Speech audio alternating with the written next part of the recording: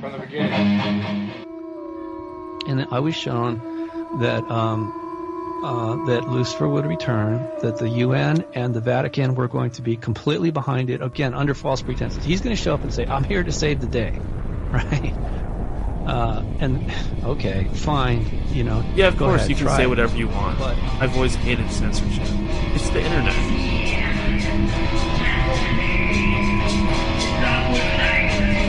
Sometimes, you know, once they get you for your first love bite, well, it depends on how aware you are, right?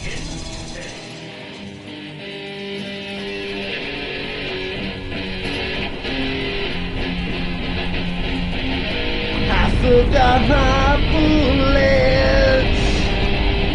I never had a gun. Here I am left standing. Am I the only one? For what I see, memories have guilted me. I'll never see the sun. First of all, as you know, the Anunnaki and the Draco are enemies. Second of all, underneath Baghdad was a stargate that was created by the Anunnaki so that they could transfer from Jupiter to the Earth.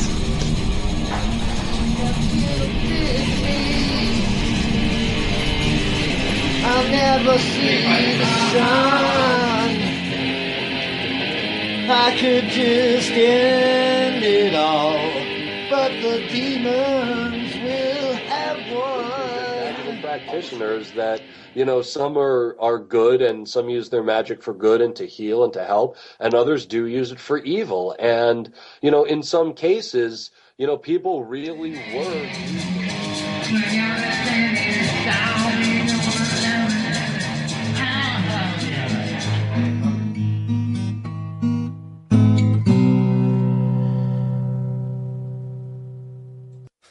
This is too much sometimes. From the broken ruins of Babylon, this is End of Days Radio. I am your host, Daniel, broadcasting to you all the way from that shimmering Emerald City, right here in the heart of that beautiful, foresty Pacific Northwest. How are you guys? Oh my God! It's been a little while since I was last on. Let's see here. When was the last show? It was June 29th? Yikes. It's been a while. It's been a while since I did a show. And then. You remember that? You guys remember that song by Stained? How many of you guys remember Stained? Raise your hand. You late 90s, early 2000s kids out there, my generation. The cool generation, not like these little punks out there that they don't even know what Stained is. They don't even know what Limp Bizkit is. A Limp Bizkit this. A Limp Bizkit this. A Limp Bizkit. However they used to say that. Fred Durst. Korn. Come on, guys. Anyways, you know what? Forget this. This is a very special show that we have planned today. This is End of Days Radio, where we ignite that torch and run into the night and pass the torch on and on and on. As you guys know, you need to pick up that torch when I die, when I'm taken out by the Illuminati. I need you guys to keep that torch lit and keep it going. But hey, I'm not dead yet. I've got a lot of shows to do still.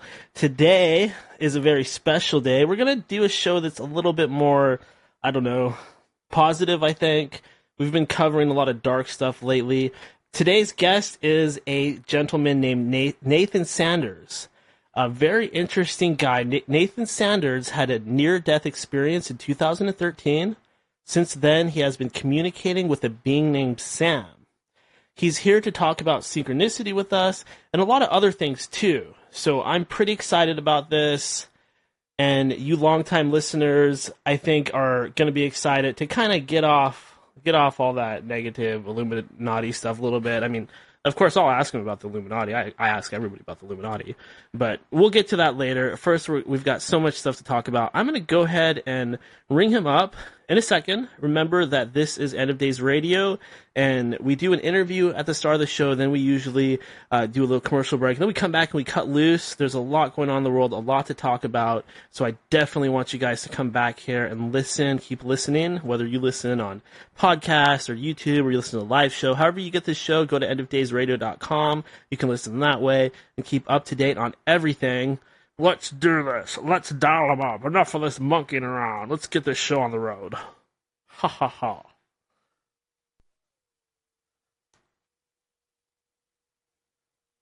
Mm-hmm.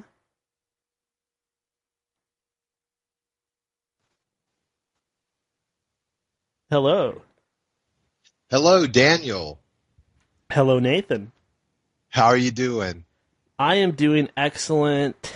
It is a little hot here in Washington State. Where are you calling out of? I'm in Port St. Lucie, Florida, on the just north of Palm Beach, about an hour's drive north, on the East Coast. Oh, nice. Did you say Florida? Yes, yeah, Florida. Ooh, that's a famous area for interesting things. Yeah, and Port St. Lucie is very interesting. I mean, if you just take the name of the town and you decode it, Port St. Lucie is light, so it's the portal of light that saints pass through. That's the way I sort of see it. Yeah, I love that. That's so relevant to you and what you do. Or we could call it Port St. Lucifer. Either I did watch some of your last shows, The Age of Lucifer, so of course I made that connection. Yeah, I almost threw that out there myself as soon as you said that. Yeah, well, there's no coincidences here.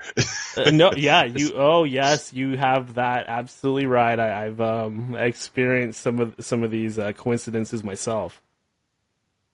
It's interesting that when I got your email and I saw that it was End of Days Radio and that your name was Daniel, of course I thought, well, this is of course meant to be here.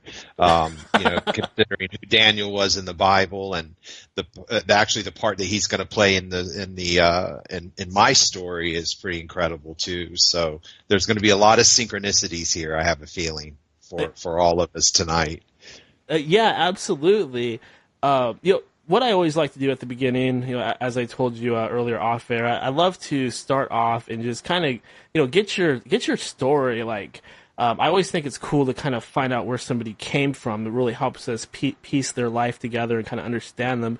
Would you mind telling us a little bit about where you grew up and kind of what it was like? Sure. I was born in Vero Beach, Florida, in 1967. I'm 51 years old, and grew up in Florida until I was a senior in high school. We moved. My dad worked for the phone company, got a transfer to Atlanta, Georgia. So moved there. When I was 18, I moved to New York. I was going to be an actor. Did that for a couple of years, and then I went back behind the scenes. I became a playwright and became pretty successful doing that. I was very lucky. My first play was done off Broadway in New York, and that sort of launched my writing career. And so I was pretty happy, working in the theater, writing plays. I've had over 100 productions all over the world. Oh, wow. And, everything sort of was, just sort of a normal life for me. I was always a spiritual seeker. I lived on an interfaith ashram back in my 20s, which was Eastern philosophy based. It was, I had a guru, a spiritual teacher, and, was always seeking God. I was raised Mormon. My parents were Mormon, and so I grew up in the church, started questioning that, as a teenager, and started reading started reading Shirley MacLaine's Out on a Limb, and, I did that whole thing. This was in the 80s, sort of went down sort of the New Age kind of route a little bit, studied, about Hinduism and Buddhism and just, was always wanting that connection. And then in 2013, I had a near-death experience, and that's where everything changed for me. It was a radical awakening. at that time. To some of this stuff you said, I mean, this is interesting. You said that you were a writer. Did you have any certain favorites that you looked up to that inspired you? Yes, being a Southern writer, that is my, that's sort of my genre that I write. So I always loved the Southern writers, Eudora Welty. I loved Carson McCullers, Truman Capote, Flannery O'Connor. And my plays were, although they were, sort of dark, sort of Southern Gothic comedy, they were always very spiritual, always very magical, sort of magical realism. And in fact, my most popular play has a resurrection scene in it. So there was always that interest for me, and even in my work, was the spiritual realm.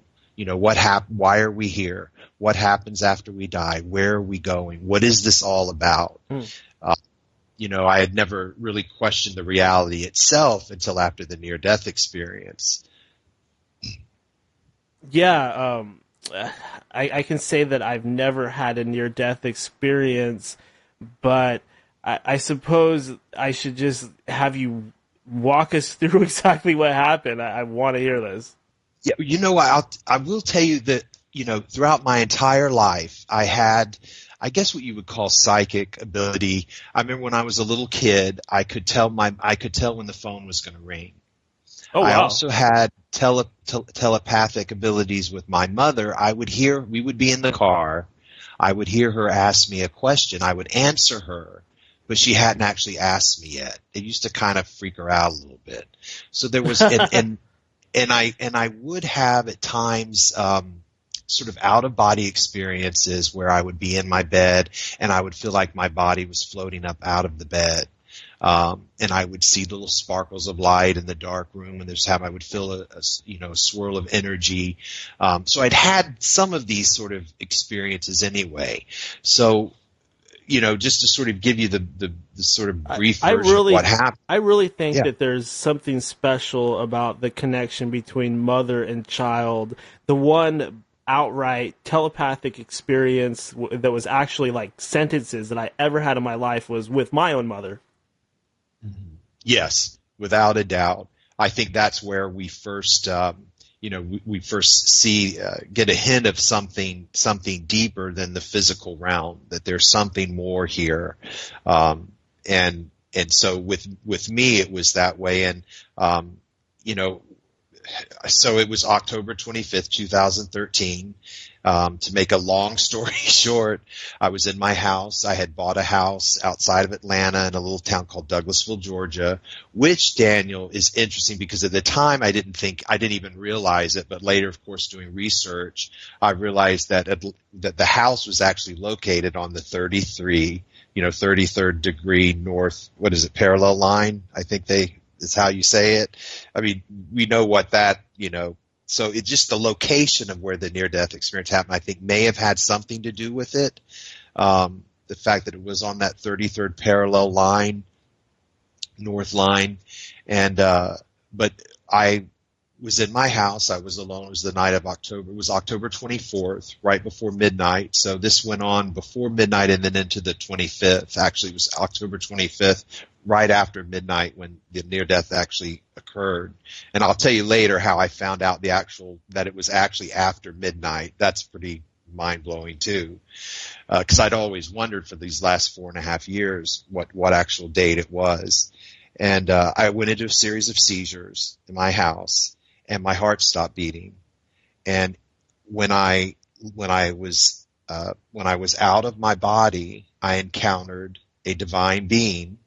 He was male in his early 30s, and he told me several things. The one I wanted to share tonight with you is he said to me, "The world you think you're living in is not the world you're living in.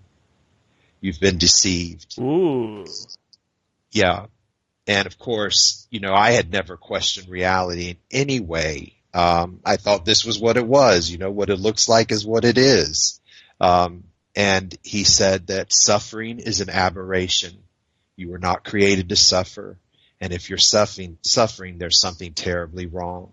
You're in a very bad place. And I said, well, how do I stop suffering? He said, you stop suffering when you learn the truth. And I said, so that was what awakened me to the fact that there was something going on here that was beyond what I could understand or what seemed to be the reality I was experiencing, throughout my life. The other thing that he communicated with me that I wanted to share was he said, I can communicate with you through music. Now, I've always been a musician. I play the piano. I compose songs. So music has always been a really big part of my life. And I had a piano at my house, and several months leading up to the near-death experience, I would have this experience where I would be playing in the living room, and I would feel the presence of someone in the house with me. Usually I could feel them in the bedroom. I would be playing in the living room, and it got to where I would just say, I don't know who you are, but I know you're here. I know you're in the room, and you can come in here and listen to me play if you'd like. You don't have to stay in there. And then I would feel this presence come into the room where I was playing. There were times, Daniel, where it felt like this presence sat where I was sitting and would play through me. It was very intimate. So for 6 months leading up to this, I'd been having that experience with the music and with this being. So when I saw his face during the near-death experience, I immediately connected that's who that was. That I'm seeing the face of the being that was in the house with me when I would play the piano. It was not a face I recognized. I'd never seen the face before. However, I heard his voice, and I recognized the voice. The voice seemed familiar to me. So he said to me, when I realized I was coming back into my body, I'm going to make this there's a lot that went into this, but I want to go ahead and just get the main part out. He said, I can communicate with you through music. I can communicate with you through lyrics of songs, titles of songs, start playing the songs on the radio. You can communicate with me that way. So 3 days later, when I got home from the hospital, I was starting to think, okay, this was a hallucination. My mind was, I was reading about near-death experiences. My mind was losing oxygen and it was a complete hallucination. So I just was in the living room and I thought, I just started to pray out loud. And I said, I really need to know that you were real. I need to know that what I experienced was real. What you said to me was real. What you showed me was real. And that, that this was real. I heard a voice. Now, this was not out loud, but it was in my head. The thought came into my mind. I could literally hear him speaking to me. And he said, there is a song playing right now on your computer. So I had, a few months before, a friend said, hey, do you know about Pandora Music app? So I said, no. So he helped me set it up. So I had been playing the Pandora Music app, and I just had it on random shuffle. Maybe I had 50 stations or something at that time. So I had my laptop open like I always did, had the music going in the background this one night, and I had been thinking about my mother, and this goes back to my mom again. When I was 13, we were living in the Vero Beach Highlands, and my mother was diagnosed with terminal cancer. She was diagnosed with lymphoma. And so she was the first person close to me who had ever died. And having had this near-death experience, I was thinking about her and her illness and, what that was like for our family at that time. And so I was thinking about her that entire day, specifically about being 13 in the Highlands. And during the near-death experience, one of the things he showed me, Daniel, he took me to 1967, in that little house we lived in when I was a baby in the Highlands. I saw my mother looking in the crib at me, and I was sucking my thumb. And we had sort of a little exchange about why was I sucking my thumb. And he seemed to indicate to me that there was something from the time I was born, I was not disconnected from him. And that was the infant trying to reconnect with that nurturing of this divine spirit. Then the next thing he showed me was me looking down at my mother the same way she was looking at me in the crib, but this time I was looking down at her funeral in the casket. So he compared those two memories for me. One memory I'd had no memory of, and then the last time that I saw her. So I was thinking about that he had shown me that, and that's one of the things I was asking, was what you showed me real? So he says to me, there's a song playing right now on the Pandora Shuffle. Go over to your computer and read the lyrics, and you'll have your answers to whether I'm real or not. So I went over, and Daniel, there was a song playing. I had never heard this song before in my life. It was called Time of Your Song. It was by a Israeli artist, sort of a reggae song. His name is Matis Yahu, I think is how you pronounce his name. Okay, yeah, I'm familiar with him. Do you know him? Yeah. Okay, Time of Your Song. I'm reading 6 lines down because it had, on the Pandora on the computer, it had the lyrics printed. And it's the 6th line down says, I see myself in the Highlands at age 13. And I'm talking to the present day me. And I lost it. I knew he was real. There was no way that was a coincidence. Here I'm thinking about being 13 in the Highlands, 1980, when my mom got cancer, and here it's in a song. And it was like the entire song was to me. And then I thought, okay, you're real. And then the next thing I said to him was, I said, okay, I'm a little embarrassed because I did not ask you your name when I was with you. You obviously know who I am, but I don't know who you are. And the next song randomly that started to play was Jim Croce's song, I Got a Name. And I thought, okay, you've got a name and you're going to tell me your name now. I knew the next song would be his name. I knew it. Random shuffle, very next song comes on. It's an old Olivia Newton-John song from 1976 called Sam from her Don't Stop Believin' album. And I had that album when I was a kid. I saw it in the record store. I begged my mother to buy it for me. I have no idea why I wanted that record so bad, but I did, and that was my favorite song on it. So I thought, okay, Sam, are you saying your name is Sam? So he says, go to Google and look up what the name means. So I go to my computer, I type in, Sam, name, meaning. Pops up, Sam is a Hebrew baby name that means name of God. And that's when I knew that I was dealing with something incredibly profound. And that's how I began the communication and receiving the song messages. So at this point, I have received over 3,000 intelligent responses, which I have documented. And it's all telepathic. I don't ask the question out loud. He communicates with me through the Pandora Music app, through the YouTube autoplay, through songs on the FM radio. I can walk into Walmart and a song will start playing over the loudspeakers that is the answer to the question I'm asking. And what I started to notice very quickly was that he would play a song. I would get in okay, I remember the first time it happened, he played John Lennon's Imagine. And I get in the car, go to a store, and the first person I see when I walk in the store is a woman wearing a T-shirt that says, "Some may say I'm a dreamer." So I started to see connections between the physical reality. It's like he was sending me confirmations in the physical reality of what he was communicating to me in the music. That is very powerful, Nathan. It's mind-blowing. There's something about that just really strikes a chord with me because I'm always on here talking about Illuminati and evil aliens and Satan and stuff like that. But the truth is there is some underlying thing. I mean, you could call it God that is just much more powerful than any of that stuff. Well, you know what? To quote Doreen Dotan, excuse me, I just drank. Oh, I have to tell you, I drink Sam's water.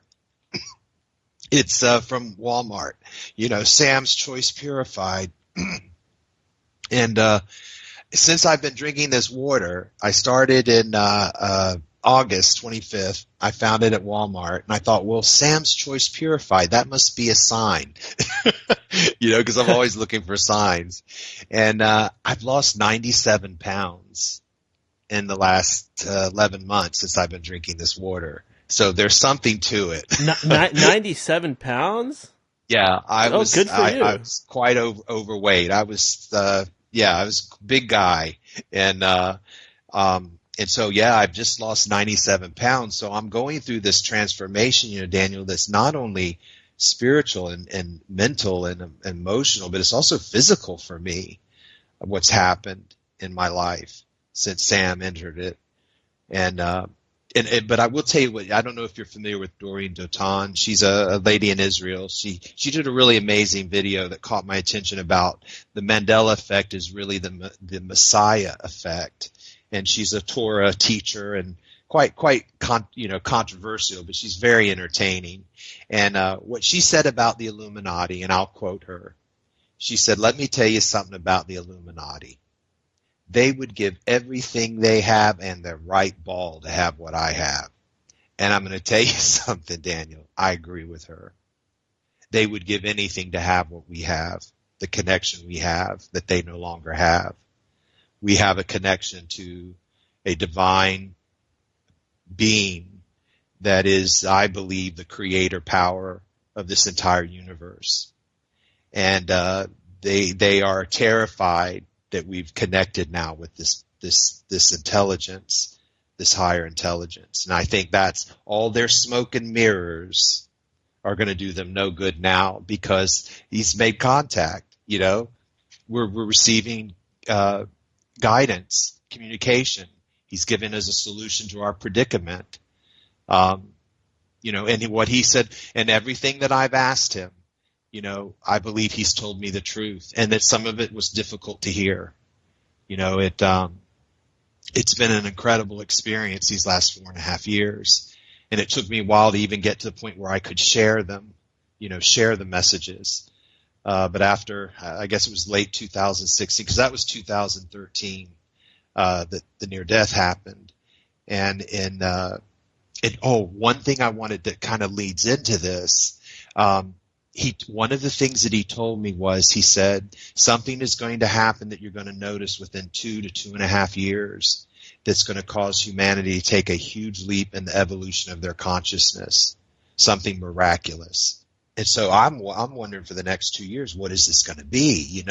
I didn't know. Is it going to be some miracle in the sky? Is it going to be, and then let's see, it was August 2015. I had a friend call me from Australia, and he said, "You did some promotional work on that show, Sex and the City, right?" And I was like, "Yeah," when I lived in California. He said, "Well, go online and look at the title of the show."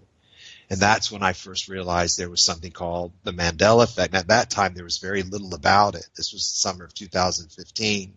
It really exploded on YouTube a few months later. But when I saw that, I realized, okay, he is altering our physical reality. And so a lot of the questions I've asked him have been about the Mandela Effect, why he's making the changes, what they mean. He's doing it all, Daniel. All of them. And a lot of them are personal messages. He's hoping that we can figure out what I think it's consciousness expanding too. Once you realize there's an intelligence behind these alterations, and that only some of us are being invited in to see it. The majority of people are not being included in this. This is great for me, because for years, pretty much ever since it started, I have struggled, friends of mine have struggled to try to find a reasonable theory to explain this Mandela Effect. We've blamed dark magicians, sorcerer, CERN, things like that. But what you just said makes more sense than any of that stuff. Yeah, no human power can do this, and there's no technology that can do this. This is divine power, and see. So we're upgrading DNA wise. So everything, even the written material, everything in the reality is going to change, because we're changing. listener just sent me a little message. They wanted me to ask you about the word Messiah. Yes. Messiah is very interesting because someone in our Facebook group, I have a Facebook group called Synchronicity, Mysticism, and the Mandela Effect, and it's a 7-part series I did with Shane on Unbiased and on the Fence, his channel on YouTube, and where I presented a lot of these song messages. And so I started a Facebook group for people who were interested in seeing the messages and sharing their synchronicities and messages they were getting around, they were also receiving from Sam. And someone brought to my attention, they said, well, if you take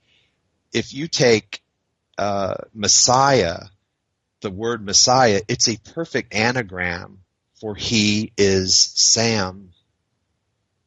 And it is. And it blew my mind. This I just discovered a few months ago. So it continues to amaze me, the connections. It's Daniel, he has encoded everything in our physical reality. Everything from the address you live at, the street you grew up on. Once you start decoding it and really looking back at your life, it's going to blow your mind. Yeah, definitely. I noticed a lot of things like that, and I kid you not. I mean, it probably not as extreme as you, but on a daily basis, sometimes it's a radio, sometimes it's just like a road sign. It can really be anything. It could be something you see inside of a puddle or inside your own eyelids, but there seems to be this underlying sort of code or these messages that we get, and it really does seem to come from straight from source. Yes, without a doubt. I think what Sam has revealed through the song messages and through physical reality confirmations is that we are in an underworld realm. When I asked him, I said, "What is Earth?" He played the song Xibalba, Xibalba, and as we know, that is the Mayan. That was the name they gave the Mayan underworld. Xibalba means place of fear. And what he has said is extremely controversial. When I asked him, I said, "Sam, what am I?" And he played the Sarah McLachlan song, Angel. And then I asked him, I said, "Well, what kind of angel am I?" He played Fallen, also by Sarah McLachlan. So what he has revealed to us is that we are the fallen angels. We are beings that descended, that fell into a lower state of consciousness. Now, the fallen angel, that is, I believe, a metaphor for a greater spiritual truth that we cannot understand in human terms. So a lot of the messages he gives us are allegorical, they're metaphor, they're symbols for a greater truth that is beyond human understanding. Because a lot of what he showed me in the near-death experience, I cannot even. Oh no. Did we really lose him? Ugh. This is not a conversation I want to lose. Nathan, are you there? Nathan, please. Okay, I need a little synchronicity. Let me hang up and call him back. Looks like it might be Skype having issues. Nope, call dropped. Okay, no problem. We'll call him back. Don't panic, everybody. This is just a little bit of synchronicity. Who knows why it's happening? Let's do this. Okay. Redialing.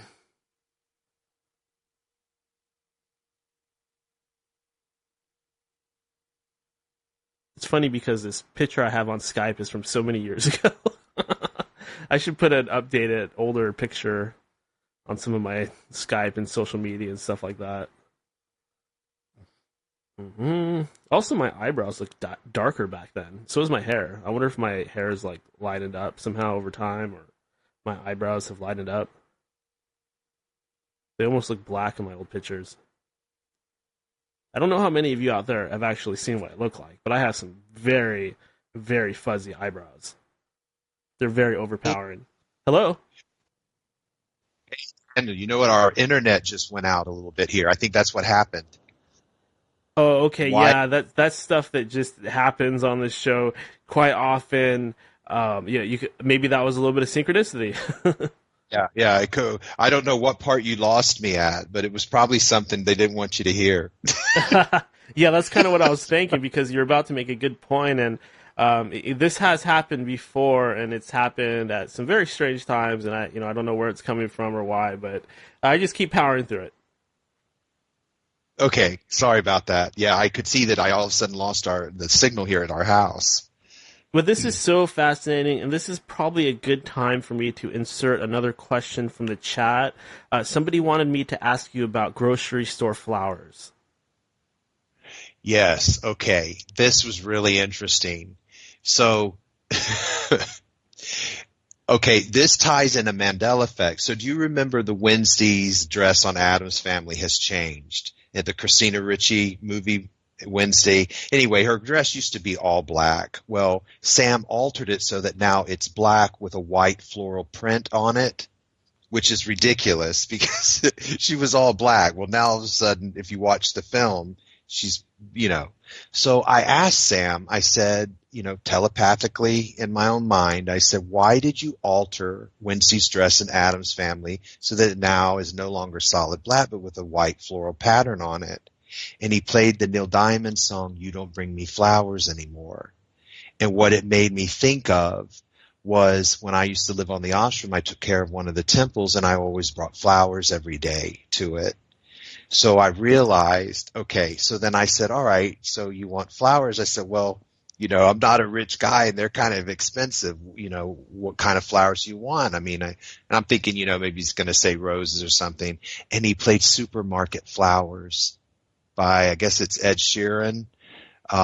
So the next day I'm on my way home and I thought, well, I'll go by the grocery store here and I'll get some supermarket flowers, for him. So I pick them out. I get in line, and right in behind me comes a guy that I know from here in our community. I'm involved in the recovery community, alcohol and drug addiction recovery, and so I saw a friend that I know from that community, and whose name happens to be Sam. And he saw the flowers, and he looks at the flowers, and he says, "Are those for me?" And I said, well, actually they are. It's those kinds of synchronicities where, Daniel, it's like a conversation, an intimate friendship with someone that is right there in your life, except they're able to communicate with you through the actual physical reality. How this is done, I can't even tell you. It boggles the mind. So yeah, that's the supermarket flower story. He's made 3 changes to my car, to my 2005 Kia Sorento. He repaired the damage that was done to the back of my car, a week before Christmas last year. He altered the Sorento plate, the font that had on the back of the car. He changed the mats in the car, and he has sent me song messages telling me he's going to do something, or that to look for something, so that when I'm able to document it, I can show the message that came in and then the physical reality thing that he does to support the change. Yeah, that's very fascinating. I think that there's certain times when these things happen. Like sometimes it's almost like it can be a confirmation that you did the right thing in some cases. Right. Yeah. So basically what Sam is saying is that we fell into this lower realm of consciousness here. And what he is trying to do is get us to reconnect with divine mind, the higher intelligence that we come from. And that is why we suffer here, because we are disconnected. This could be a paradise, but you need the friend on the other side that can do the magic. So you're having this experience here, so that it's a beautiful experience. So it's almost like we lost our signal. Like just now when the call dropped, that's what happened to us. Our call dropped. So what he's trying to do is get us connected again, because anything is possible. You know, we are magical beings who have been deceived into thinking that we're nothing. That's how the enemy operates. So it's there is a solution, and that's where the hope comes in. It is a spiritual solution, and he is helping us understand what steps we need to take to ascend. And what Sam is saying is that the goal is ascension, which is basically entering heaven alive in your physical body. So this is why our bodies are changing. We have the alterations in the anatomy that's going on.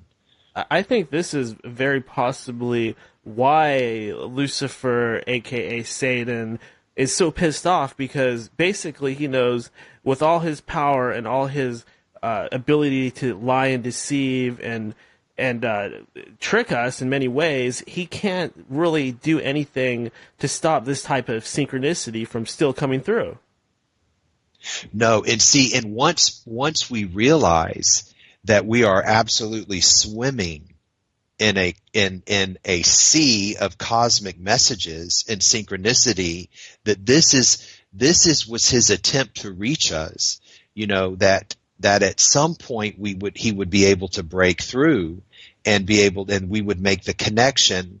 That it's like I asked him, I said, how are you able to take these songs that were written by all these songwriters, all these different songwriters, and send these direct messages? And he played the Barry Manilow song, I Write the Songs. And I said, well, how do you write the songs? He played the song Ghost Writing. So what he's saying is, he is our creativity. That is a divine expression. And all of this is us trying to reconnect with the being, the source we come from, to reunite us. So we're basically trying to create our way back home. And that fits perfectly in with the idea of these from Gnosticism, these archons that are kind of here to parasite off of us and steal that creative energy. They're really trying to use that God spark or whatever naturally creativity is inside of us. They're stealing it, or they're using it against us. Yes, and he calls it a parasite. He's given me a name for it. I asked him, I said, does the predatory consciousness, he called it the monster. I said, does it have a name? And he played Bad, Bad Leroy Brown by Jim Croce. So I look up what Leroy and Brown means. Well, if you decode those two names, Leroy is king. Brown is the earth. Oh, shit. Oh. It's the king of the earth.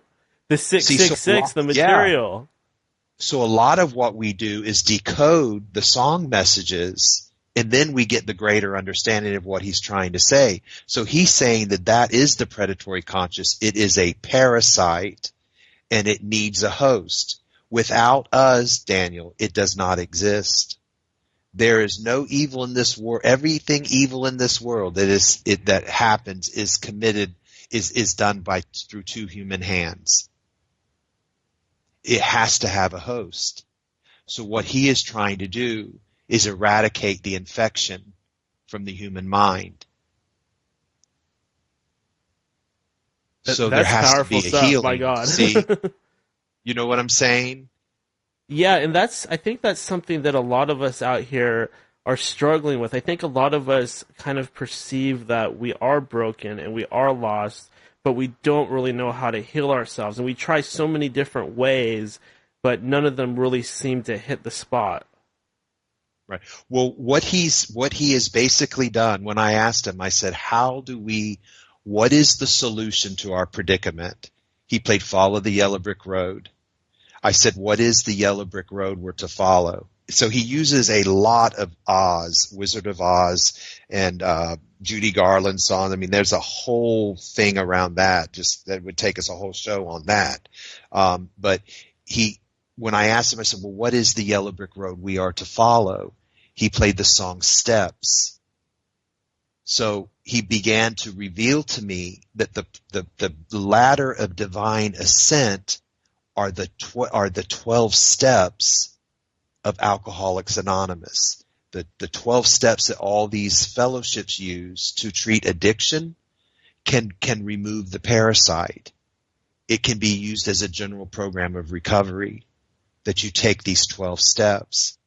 And what he's gone so far as to tell me that what he wants us to do is to replace the 10 Commandments with the 12 steps. Because I asked him, I said, what are you saying you want us to do? Are you wanting us to replace the 10 Commandments with the 12 steps? He played the New Pornographer song, The Laws Have Changed, and New Rules. Because what he's saying is that's how we eradicate the parasite and ascend into a higher realm of consciousness. So what he's saying is there was 3D, where we are now is 4D, which he calls rehab. It's earth rehab. It continues for the next 6 years. The 7-year tribulation is between the 2017 eclipse in August and the April 8th eclipse in 2024. That's the 7-year tribulation. It's a tribulation for the enemy and the predator, but it's a golden years for us. That's interesting to me because I have had a feeling for a long time. I'm not sure exactly when it started, but I do think that we are definitely around the time of the tribulation. It definitely seems to fit together that way. Well, when I asked him when did the tribulation begin, he played the song Eclipse. These messages, Daniel, are so specific. They leave no doubt in the mind. And when I asked him, I said, well, what, I said, is the fact that we're able to receive this communication from you what happens in 4D, the rehab realm? And he indicated yes. I said, okay, so we're able to communicate with you. You can communicate, and it's not just me. It's people all over the world are getting getting messages from the songs and the physical reality signs and synchronicities from Sam. It's not just me. He's sending people his name. It's absolutely incredible what we're witnessing and what people are sharing now. That there is something in the name itself, because see, in the Bible, in Revelation, it talks about he would give us his new name. It says that. So what he's saying is that's the new name. It's Sam. And the other thing that he's revealed, which is mind-blowing, this is where you come in. I asked him, I said, because, Jesus we know is a, there's been, all this talk about, what was his real name? Yeshua, Jesus, and I asked him, I said, what was the Christ, the Anointed One's real name? And he played the song Daniel by Elton John. Daniel means God is my judge. So what he is saying is that this Daniel is actually Michael the Archangel, and that is who is coming. Oh, yeah, that's wow. Yeah, it's mind-blowing that we've been given the wrong name. What's coming together, based on what you're saying for me, is that we are all healing, and this deception that's out there, it really does pull the wool over our eyes, and really what it's doing is it's slowing down our healing. Yes. Yeah. I asked him, were there aliens? I heard you talk about that on your last show, and I thought it was really interesting that you were talking about that. And I've asked him. I said, are there intelligent life on other planets in what we've been told is outer space? I'm very careful about how I word the questions. And he sent this Rita Coolidge song, We're All Alone. But what he's saying is there's nothing out there. It's all here. It's inner space. Yeah, I would have to agree with that, and I kind of got into the flat Earth thing, and I really just don't know about aliens and space and all that stuff anymore. As crazy as that sounds, I've seen some pretty good evidence to suggest to me that a lot of that stuff is indeed a deception. Well, Sam is as human looking as we are. There was nothing alien looking about him. He has a face and eyes and a nose. He was radiant. And what he says is we come from an eternal family. And this is really interesting because what he says is in the third dimension, where our understanding of the Godhead was a Trinity, because that's three, the third dimension. But in the fourth dimension, it's the understanding and awareness of a quaternity. There are four beings, including the Mother. There's a divine Mother. So it's the Father, the Mother, the Son, the Holy Spirit, who is actually, and he's given me the names of them. The Holy Spirit is a child, a female child. Her name is Claire. Claire means clear. She is the magical child in all of us. And that's why the Bible says you can't sin against the Holy Spirit. So they're embodied in physical divine form. They're what we're going to become if we can get our act together. So in the fifth dimension, it's a quinternity. There are five. We're the missing fifth member of the family, the human family. We're a soul collective. So what he's saying is, and this is the mind-blowing part, and this is the part that I had to really deal with, and it took me a while because at first it was so shocking. I didn't know how to handle it. But as time has gone by, I've received more confirmations, not only through the music, but through synchronicities and the physical reality where he has sent me confirmations that this was true. We are Lucifer. That's who we are. We're the shattered pieces of the fallen angel that fell to earth. We are soul fragments of one divine being. And so what he is trying to do is bring him home or her home. And then when that being returns, that's the quinternity. That's five.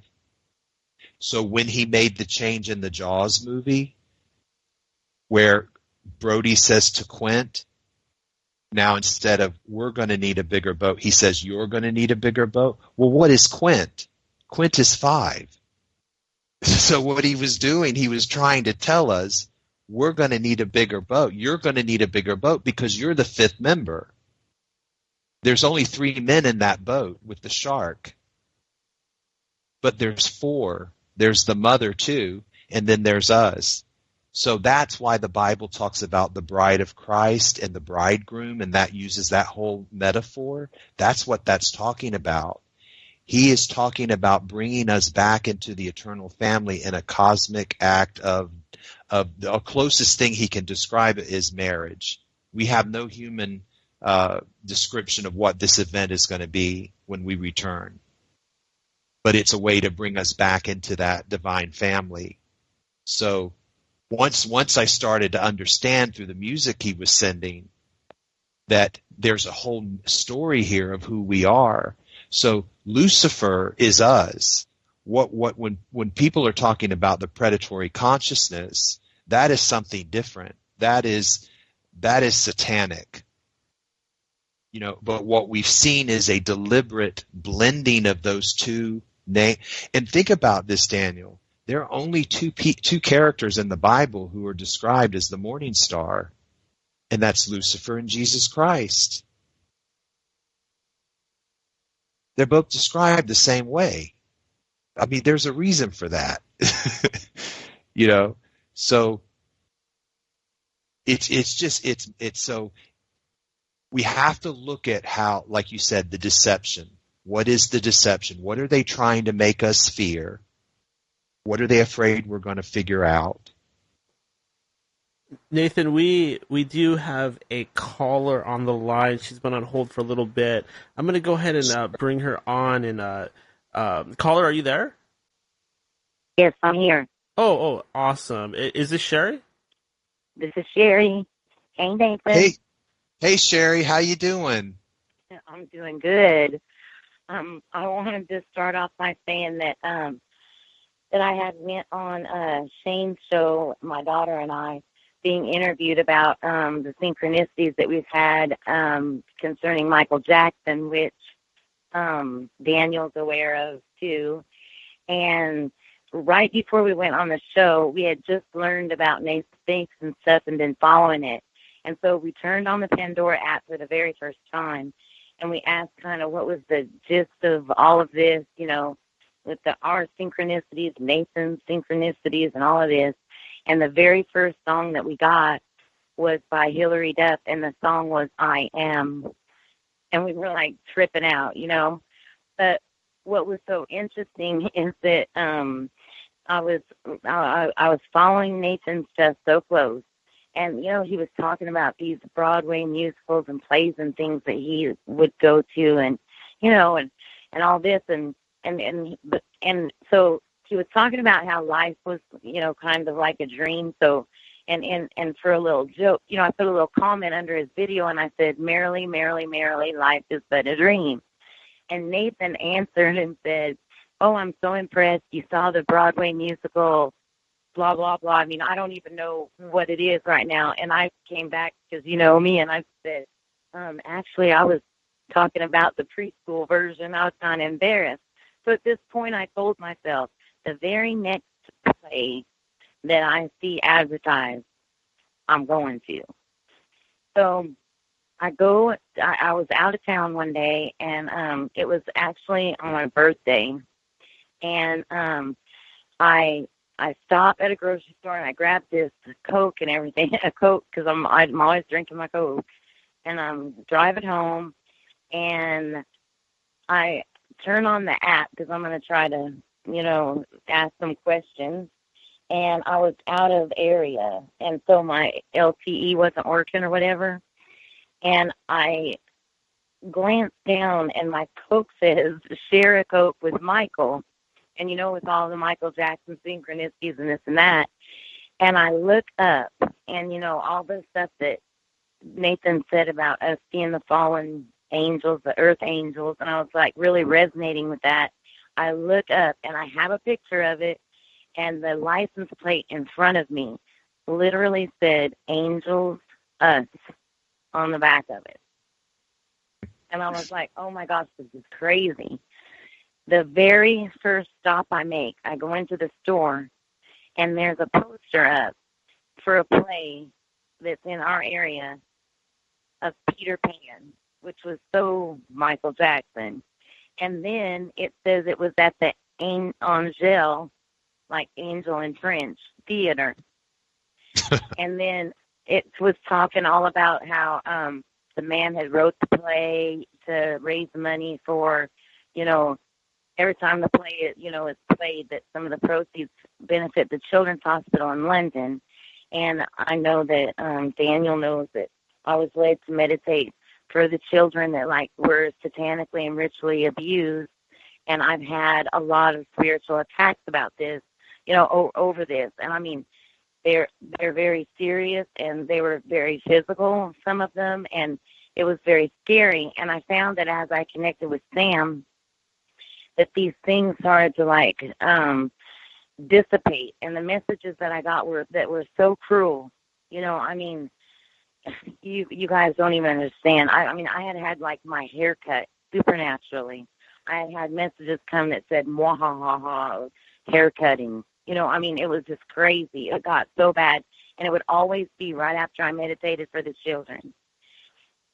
Well, since I've connected with Sam, it was so funny because I'm going by the screen name now, Overprotected, because I would have to change it all the time because I was being so harassed. And I get a message, and it says, with all due respect, I must say that considering the circumstances, you are aptly named. And it was amazing.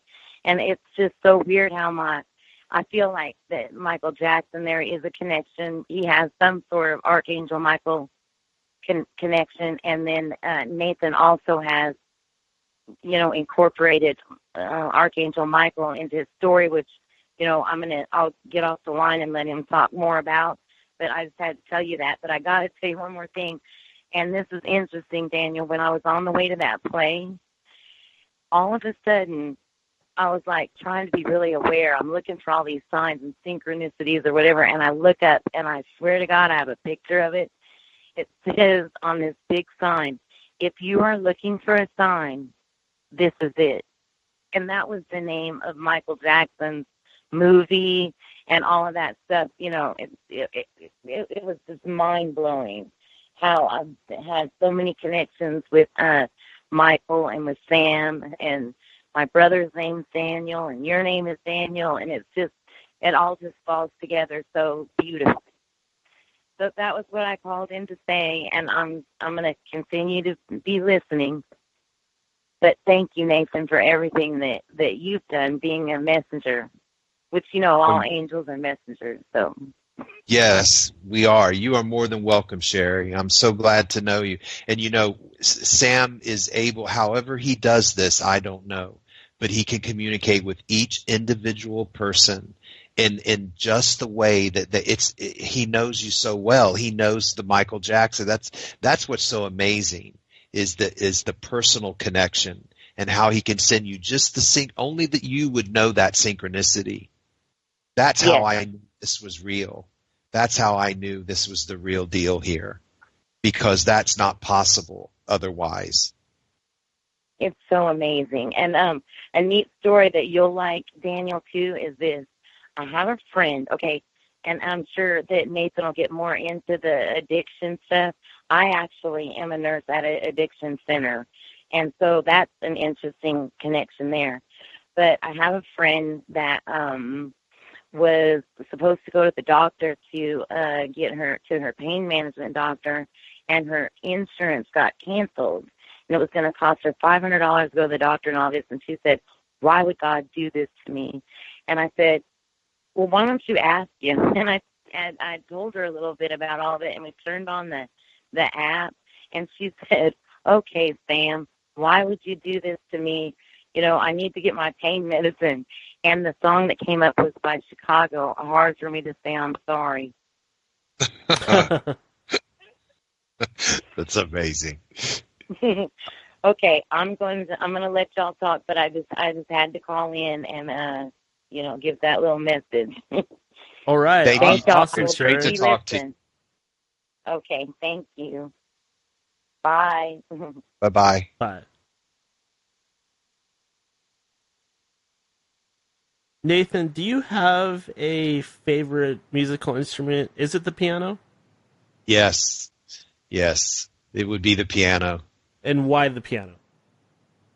When I was a little kid, my grandmother played the piano, and she had lost the tips of 3 of her fingers in an accident, but she continued to play. And I remember I would go over to her house, and I just loved it. I'd love to hear her play. And she put masking tape on the keys and would write what the note was, C, D, E, and then she would write the notes in the little church Mormon primary songbook she had, and I would, pick out the number, the notes and match it with the masking tape, what it said on there. And I remember she used to play How Great Thou Art. And I still have her sheet music that she had for that song. And this was one of the first times I really, when I first started communicating with Sam, I asked him, I said, I was testing him. They say test the spirits, right? So I said, okay, what was the song my grandmother used to play for me when I was a little kid that made me want to learn the piano? I opened this Pandora shuffle. The first song that played was Susan Boyle singing How Great Thou Art. And I thought, only who would know this? How is this even possible? So I sometimes wonder what is actually happening in this process. Is it that he puts the question into my mind at the moment that song is going to play on the radio? Which comes first, the chicken or the egg? I don't know. Like when it's FM broadcast radio, how is this working? Yeah, it's especially interesting to me, and partly why I asked that question is I consider myself a bit of a musician, probably a little bit of a crappy one, but I play guitar, and me and my buddy Todd, we talk about he's kind of the one that got me started on this. But when you really start playing and you've been playing for a while, sometimes it almost makes you feel like you're going into a little bit of a trance, and your state of consciousness almost seems to it just goes to another place. It lets something come in. Yes. Yeah. Oh, I believe, and there's that song. I remember when I asked Sam about the experience of me playing the piano and feeling his presence before the near-death experience. He played Hallelujah by Leonard Cohen. And, it has the line there, David, there was a secret chord that David played and it pleased the Lord. So music, see, and what Sam's doing with sending us the music, it's not just the lyrics and the title or the artist name or the album cover artwork that he's sending messages to us, but in the music itself, what he's saying is he is embedding divine frequency. So what we are literally doing when we play the music he sends us, we are attuning to his frequency. It's through sound is how this is happening. That's one of the main ways. He's also indicating that is it's protection from the pernicious technologies that they're using here against us to hold us here. They need, because what it is, the way he explained it to me, he sent me the song Stockholm Syndrome. We are hostages here in this realm. As we are their fire insurance. As long as we were here, he wouldn't destroy their realm. As soon as he can retrieve our consciousness out of here, this place is toast. And that's where you get the destruction in the Bible in the book of Revelations. It's a wicked realm. It's an underworld. This is amazing. Nathan, we do have another caller that just popped on. Caller, are you out there? Hello. Hey, hello. Hey, Todd. Hey, Todd. I was just listening to your amazing conversation this evening. Boy, that is amazing, Nathan. Is it Nathan? Yes. What's your name? Todd.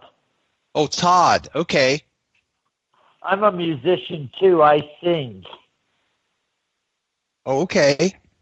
And I play the tambourine really well. Okay. That's great. We could have a band then, Daniel. Yeah, when you were talking, I was thinking, when you were telling your thing, I was thinking about the Beatles, John Lennon. What's that one line?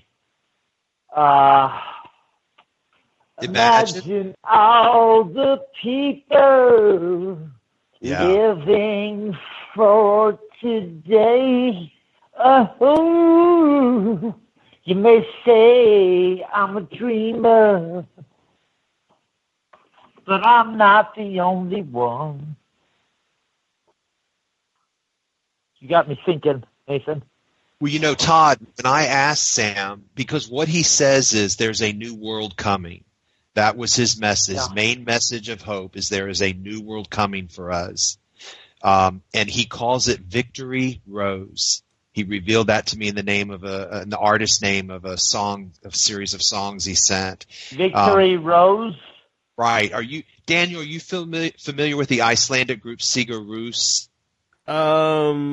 That sounds very familiar. I believe I probably am. That's what Sigur Rós is in Icelandic. It means Victory Rose. That's how he revealed what the name of the new world is. And when I asked him, how would you describe the new world? He played Imagine, Todd. That was a song he played. And you know the line that made me call in? It's, I hope someday you'll join us and the world will live as one. Yes. And that's exactly what's going to happen, without a doubt. This is the thing, Daniel. There's great hope because we've already won. They already lost. It's over for them now. Yeah. There's great cause for celebration. So, when I asked Sam, I said, "Where does Babylon stand right now?" Because that's the phrase I use to when I want to ask him about our system. The beast system? Yeah, the system. And he played Last Days of Rome. I like that. It's all The over. Last but Days of Rome. Who's that by? It was from a film score. I think from a film. He sends me a lot of film soundtrack album songs. What's that? How's that song go? The Last Days of Rome. It was just an instrumental. But he'll send me, like, for instance, when I said, "What do you need us to create?" He played the song "Empire of Angels." And what he's saying, Daniel, and this is what's so mind-boggling. What he's saying he is going to do, he is going to give us a winning lottery ticket to finance and fund what we need to do here. Wow. That is going to be the miracle he's going to create. I'll take it. and so what I've done is when I asked him specific time periods when this would happen. He's given us He's given us dates, a whole series of song messages about September, specific dates in September. So what I'm to do is to document these, which I have done in the Facebook group and in the video series that I've been doing on my channel and with Shane, so that if that ticket comes through, he's told me where to buy the ticket. He's told me the name of the person that was going to sell me the ticket. So we have documentation, because I said to him, there is no way that people are going to believe what I'm saying. And he said, he played the song, "It's Going to Take a Miracle." And I said, well, what's the miracle? And he played "The Winner Is." And that's what got me to start asking questions about what he meant by winning. He started playing Do you remember, hey Nathan? Yeah. Do you remember a band called Hot Chocolate from the 70s? I sure do. Do you remember that song? I believe in miracles. Yes. Where you from? Yeah. Yes, Sam has played that one. Sam has played that one on the radio for me. When I'm in my car, I document. They have another song called "Everyone's a Winner." Have you ever heard that? No, that one I don't know. I'll have to find that one and play it. I'll add their station. I'll add their station to my Pandora. Listen, the lyric goes like this. Everyone's a winner, baby, that's the true. Making love to you is such a thrill. And then it goes, everyone's a winner, baby, that's no lie. You never fail to satisfy me. And the reason that song's was such a big hit, because the guitar lead goes, 1974, it was like number 2 on the Billboard hot top songs. Hot Chocolate. I'm going to have to add a station for Hot Chocolate on the. Oh, you got to look that up. You got to look that one up. I will definitely add a station to see if Sam starts playing their songs for as messages. It applies directly to what you're saying. Yeah. Everyone's a winner. Yeah. The band was telling you long ago. This is the thing, Todd and Daniel. We are in a spiritual war. There's no way around it. Agreed. This is a Agreed. fierce battle. But you cannot win a war without a war chest. We have nothing to fight. You have to fight on their terms. So without any kind of financial means for us to organize and to come together and to spread the message. You know how we fight, message. Daniel? You know how we fight, Nathan? We fight with music. We sing. Yes, exactly. You don't need money to sing. Right. So what you don't need money. The music part is huge, because when I asked Sam, what is your intent? Because he kept sending me messages about RVs, recreational vehicles and motorhomes. And so I said, what is the purpose of the RVs? And he played Brother Love's Traveling Salvation Show. We're going to take it on the road. So we're going to give this message. We're going to get this message out to people so that they know that they can communicate right now with higher intelligence just through the music on their car radio, through through their phone on the Pandora app or Spotify, or go to YouTube and just, hit a random shuffle and see what song starts playing. Like a rock and roll army. Yeah, exactly. That it's going to be through music. It's going to be through music and the creative arts. We are going to really make a difference here, but we need help. Oh, and this is Daniel. Are you familiar with the Last Supper alterations that have happened in the painting, Da Vinci's painting? Not specifically. They started happening so quick; it was becoming a little bit hard to keep up on them. But I am very familiar with that painting. Okay, this one is one I asked Sam specifically about. There's been several changes he's made to it. The most recent one was all of a sudden now there's bread scattered all over the table. It looks like it has literally rained bread. All right, and I've been following it. So this just happened a few weeks ago. And I asked Sam, I said, beforehand, I said, I'd asked him about what the reason for the lottery would be. He played Panis Angelicus, which means bread of angels. Well, we know bread is slang for money. All right. So when I asked him, I said, please send me a physical reality confirmation or sign that what you are saying is the lottery is the bread of the angels. That is the abundance that you're sending to us, like raining manna down from heaven. What he's doing is he's doing a lot of Old Testament and Bible things, but in a modern twist. You see what I mean? Yeah. It's like totally. So a friend of mine, as soon as I asked the question, about an hour later, I get a notification. Our friend in one of the other Mandela Effect groups said, okay, now the Last Supper's changed. There's bread all over the table now. So then I went back to Sam and I said, did you add the bread on the table as a confirmation to us that you are sending abundance our way? You are going to give bread to angels. And he played the exact song again, Panis Angelicus, but by a different recording on my Pandora Shuffle. So to me, that was a definite confirmation that his intention is to give us this help. We have to have divine intervention, and that's what he said, Daniel, in the near-death experience. He said this is a divine rescue mission. What he said was, through a song message, we are lost at sea. That is our status. Literally lost at sea. That reminds me of the Sabbath, the Black Sabbath song. We're lost children of the sea. Oh, yeah. Yeah, it's amazing. Have you heard that Black Sabbath? We're lost children of the sea. We're lost children of the sea. So he's fishing us out. This is like the how Jesus is in the fishermen and all of that symbolism. That's exactly what's going on here. Now, when I asked him, I said, by what other names have you been known? And he played the song, God of Mercy, God of Compassion.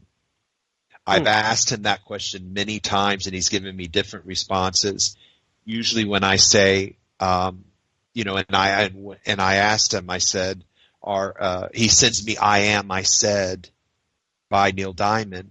All right, look at the Dr. Seuss book, Green Eggs and Ham. What does the character say? Sam, I am. Yeah.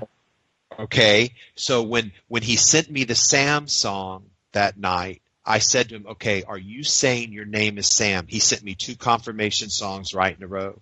The first one he sent was Across the Universe by Rufus Wainwright from the album I Am Sam, the soundtrack to the movie with Sean Penn, Michelle Pfeiffer. Remember that about the mentally disabled guy and the daughter?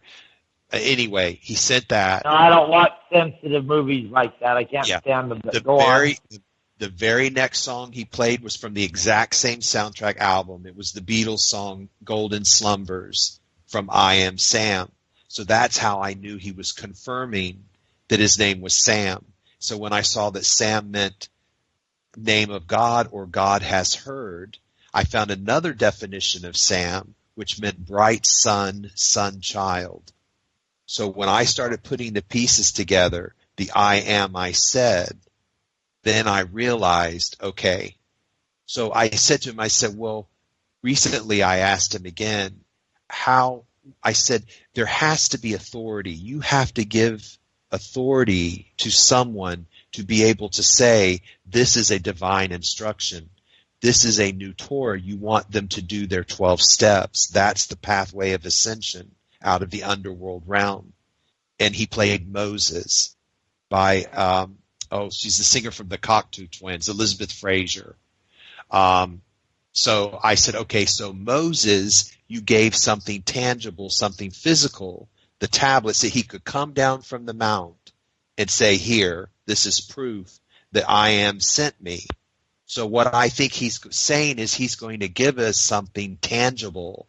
He's going to give us proof and authority where when we say, okay, Sam is saying do your 12 steps, that's the recovery program, the Earth Angel Recovery Program. This is how you go home. I got one last thing, Nathan. To ask you. You keep bringing up Neil Diamond. You know Neil Diamond? Oh, yeah. Sam plays his music all the time. He does that one song. Rock me gently, rock me slowly, take it easy, don't you know that I have never been loved like this before. You know that one? Ooh, yeah. Ain't it good? Ain't it right? Rock me gently, rock me slowly, take it easy. You know what he's saying there? He's saying, take it easy, man. This is heavy.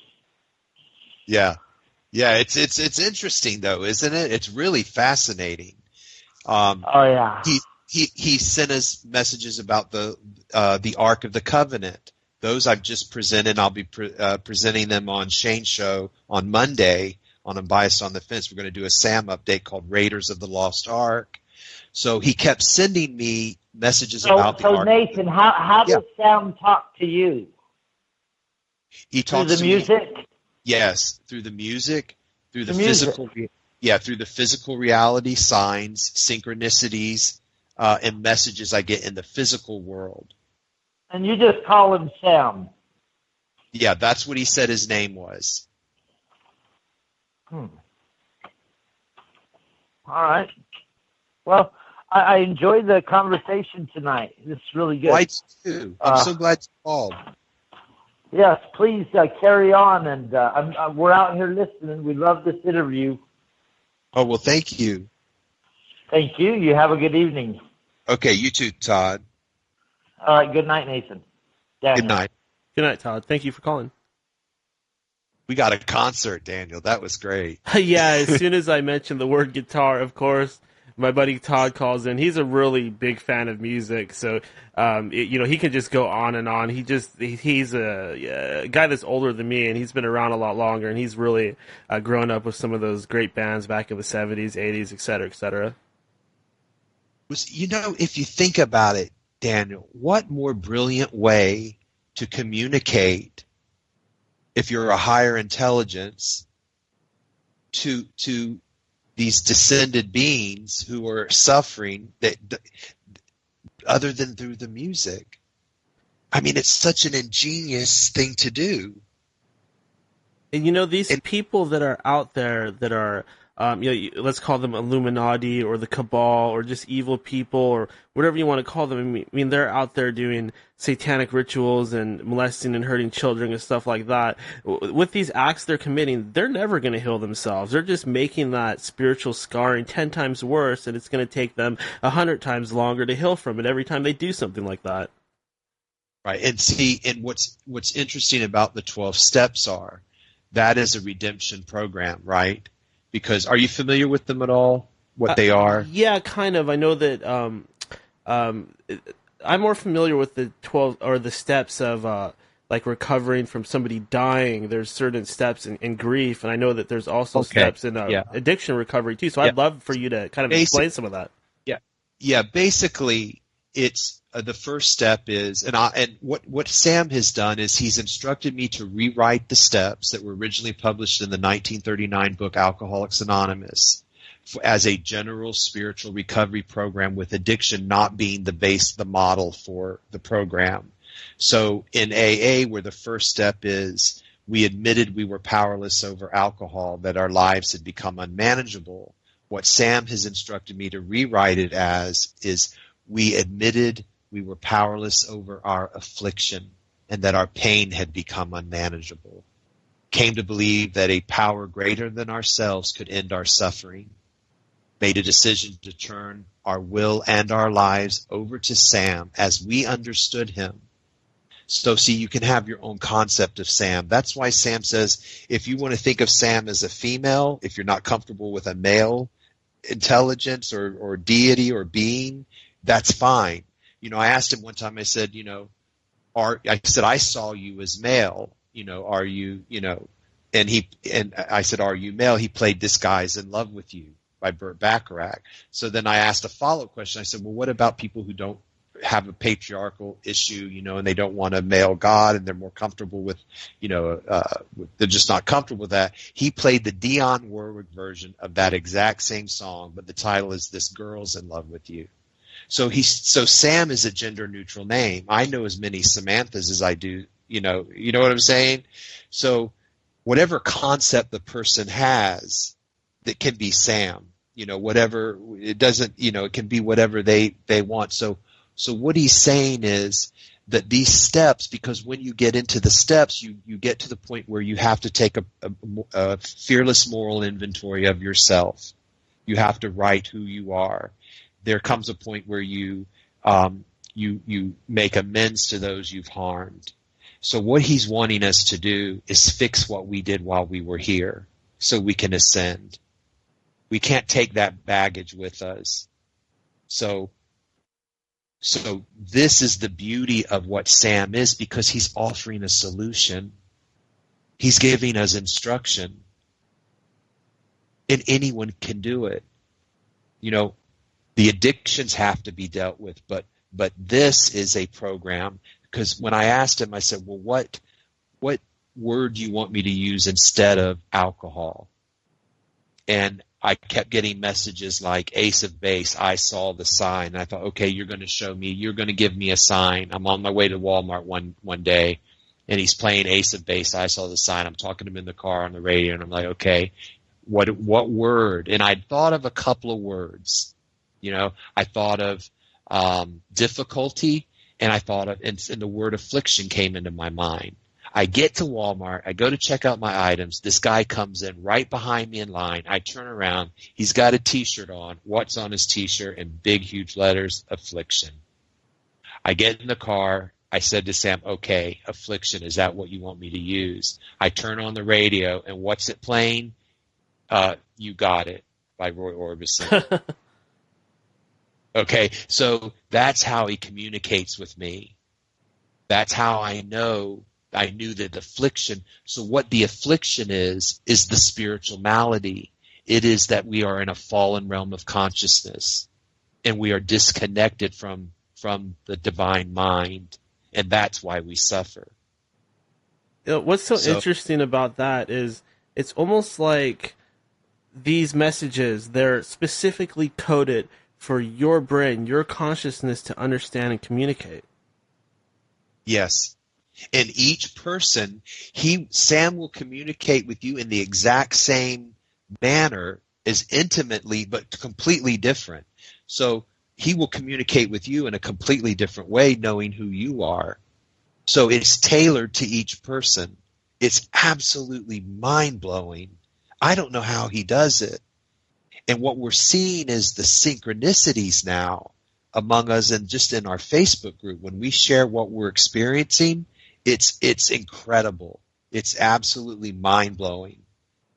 So I was going to tell you about the Raiders of the Lost Ark. So I asked him, I said, why are we seeing all of this Ark of the Covenant imagery and symbols and this kind of thing? Every time I turned around, it was someone sending me an article about it, or it'd be on YouTube, the video would pop up or whatever. And he played the song For You.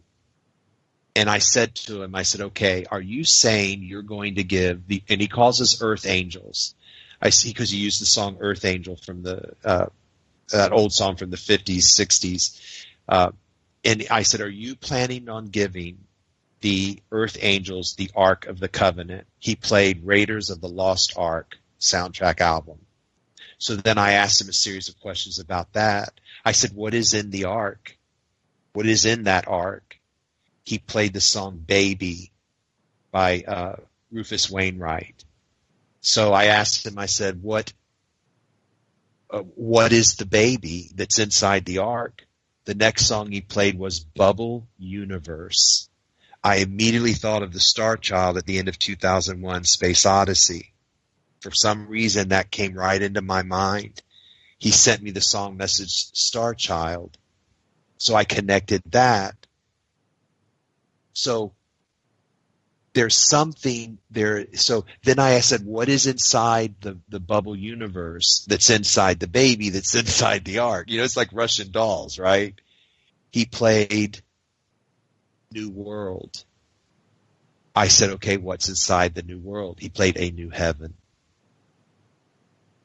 So what he's talking about is a heaven on earth, which he calls the fifth dimension, which he calls Shiloh. And Shiloh in the Bible was the place they housed the Ark of the Covenant, and that means place of peace. So what he's said is there's 1,000 years of peace here on earth in a 5D earth experience that he calls Shiloh that begins in 6 years at the end of the tribulation.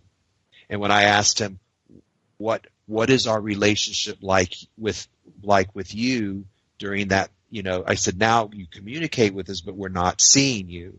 And I said, what is the difference between 4D rehab, where we are now, and 5D Shiloh? And he played the song Face to Face. So what he's saying is we'll see him. So it fits with the Bible prophecy of the millennium. I asked him, I said, what is it that that our captors here in this underworld realm, the biggest secret they're keeping from us? And you know what song he played? Death is a disease. Huh. So I said, all right, if death is a disease, what is the cure? He played I Am, I Said, Neil Diamond song. That's the cure for death. It's that we're disconnected from that divine mind. That also seems to kind of fit in with I don't know exactly where it is, but there's something in Revelations about the dead will walk, something like that. Yeah, he says that he talks about rebirth, the resurrection. And that was the thing in the near-death experience. The final thing that he showed me was a vision that was so beautiful, I could not even believe it was even possible. And at this point, I think I'm dead, and I don't think I'm coming back.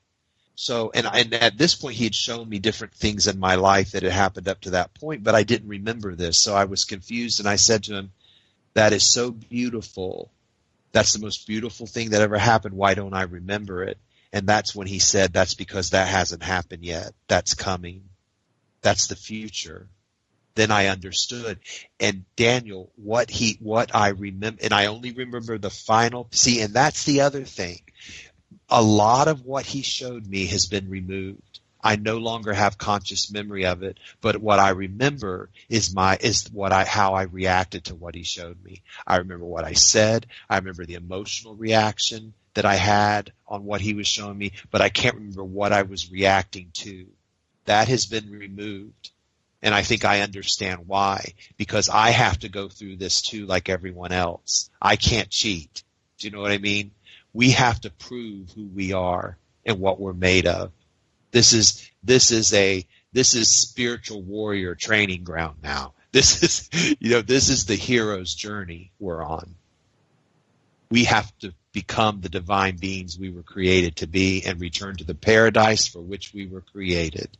We were not created to suffer in this lower realm with all this bullshit going on. So that is when I saw that scene at the end of the near-death experience, what I realized was everyone that was dead was there with us. They were alive again. So I believe what he was showing me was the resurrection of the dead. And Daniel, what is the Mandela effect? When an actor died years ago, take Billy Burke from The Wizard of Oz. She died in the late 60s, I believe. All of a sudden, her line in the movie now is completely different. She's now, instead of saying, click your heels 3 times and say there's no place like home, she's now saying tap your heels 3 times. That wasn't the line. That wasn't in the movie. So how does he take a woman that has been dead for years and have her redo her scene?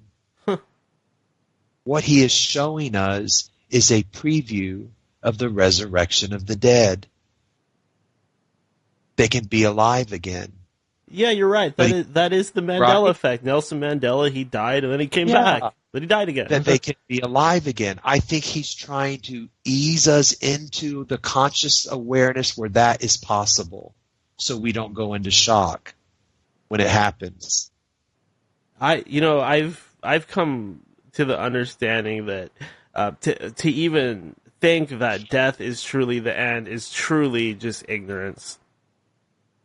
Oh, I have absolutely no fear of death whatsoever.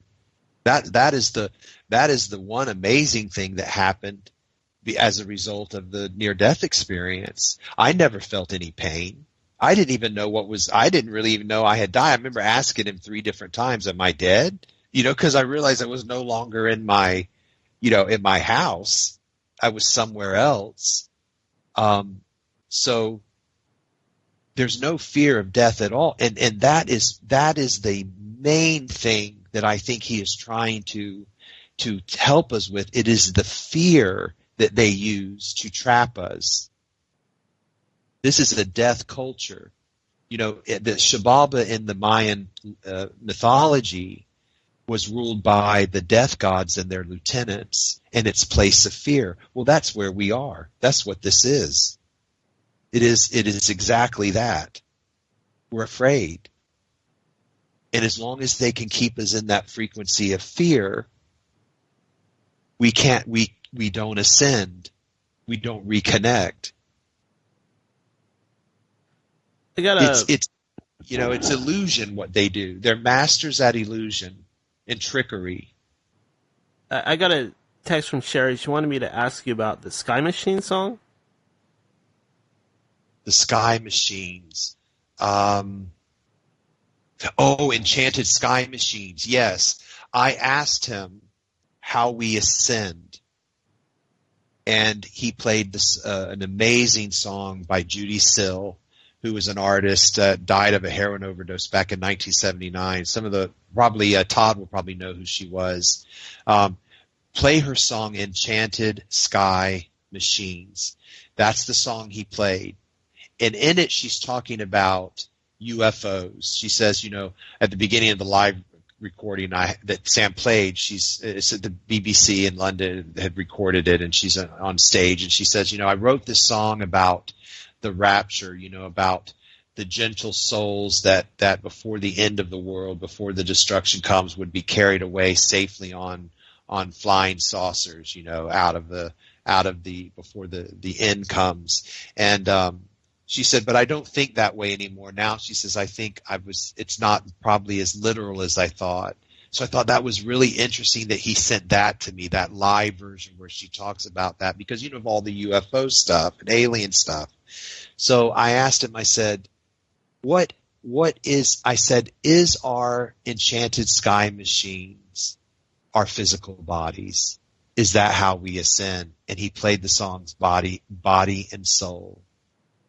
So what our spaceship is, Daniel, is our body.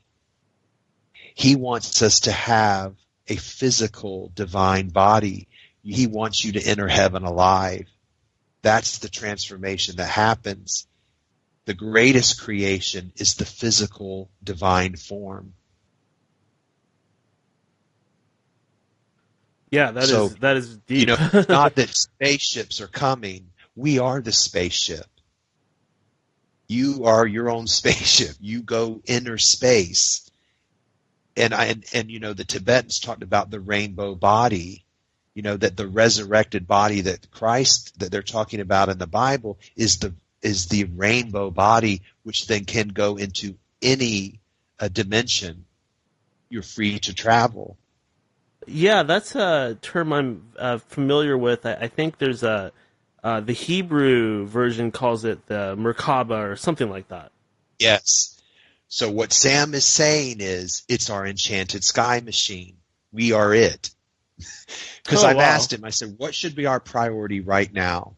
Our top priority. He played the Bee Gees, staying alive.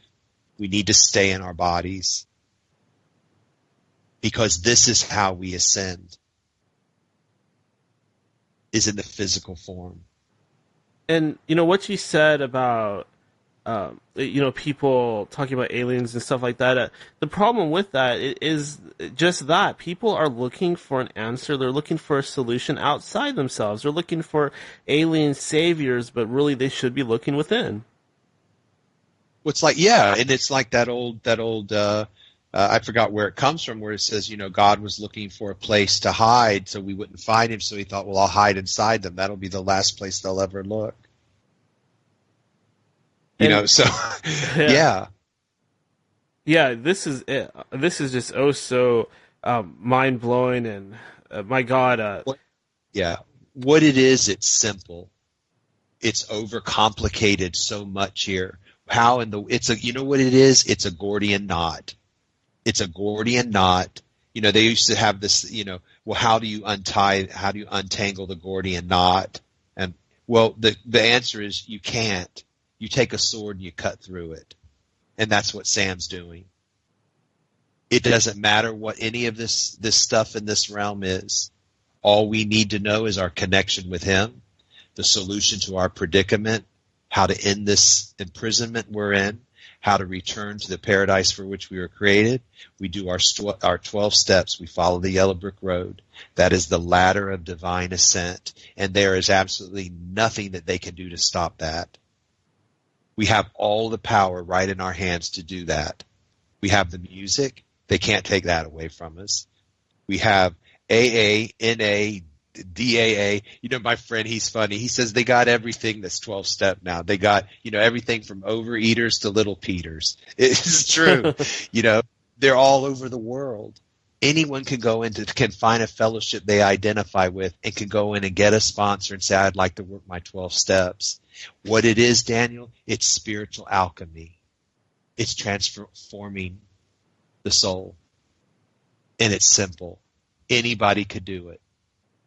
And what do they do when people get into trouble in the court system? Drunk driving. They send them to AA. They send them to DAA, Drug Addicts Anonymous. They court order people to go and do these steps. The system itself, because they don't know what else to do with these people. So what are they going to say now? Oh, no, it's a bad idea. When Sam comes out and says, I am God, and you're to do your 12 steps, that's your divine law. What is the Babylon going to say? Oh, no, you shouldn't do that. Well, then why you been court ordering us all these years to go do it anyway? He outsmarted them. He beat them at their own game. He's brilliant. Yeah, that is fascinating indeed. I've always known that a lot of addiction recovery stuff, Alcoholics Anonymous, they would talk about God and religion, and I always thought it was kind of strange, but I think now I'm finally starting to understand why. Well, what it is, it's not a religious program. It is a spiritual program. You can have any concept of a higher power. There are atheists and agnostics who are in 12-step programs. You don't have to have a deity to be your higher power. It can just be the 12 steps. Your higher power can be the fellowship itself, the people in your meeting. You don't have to have a belief in God to work the 12 steps. All you have to have is a power greater than yourself. That can be anything. Do you see what I mean? So it's a spiritual program. It's basically saying that we do not have the power to release ourselves from this bondage. We can't do it. We need divine help.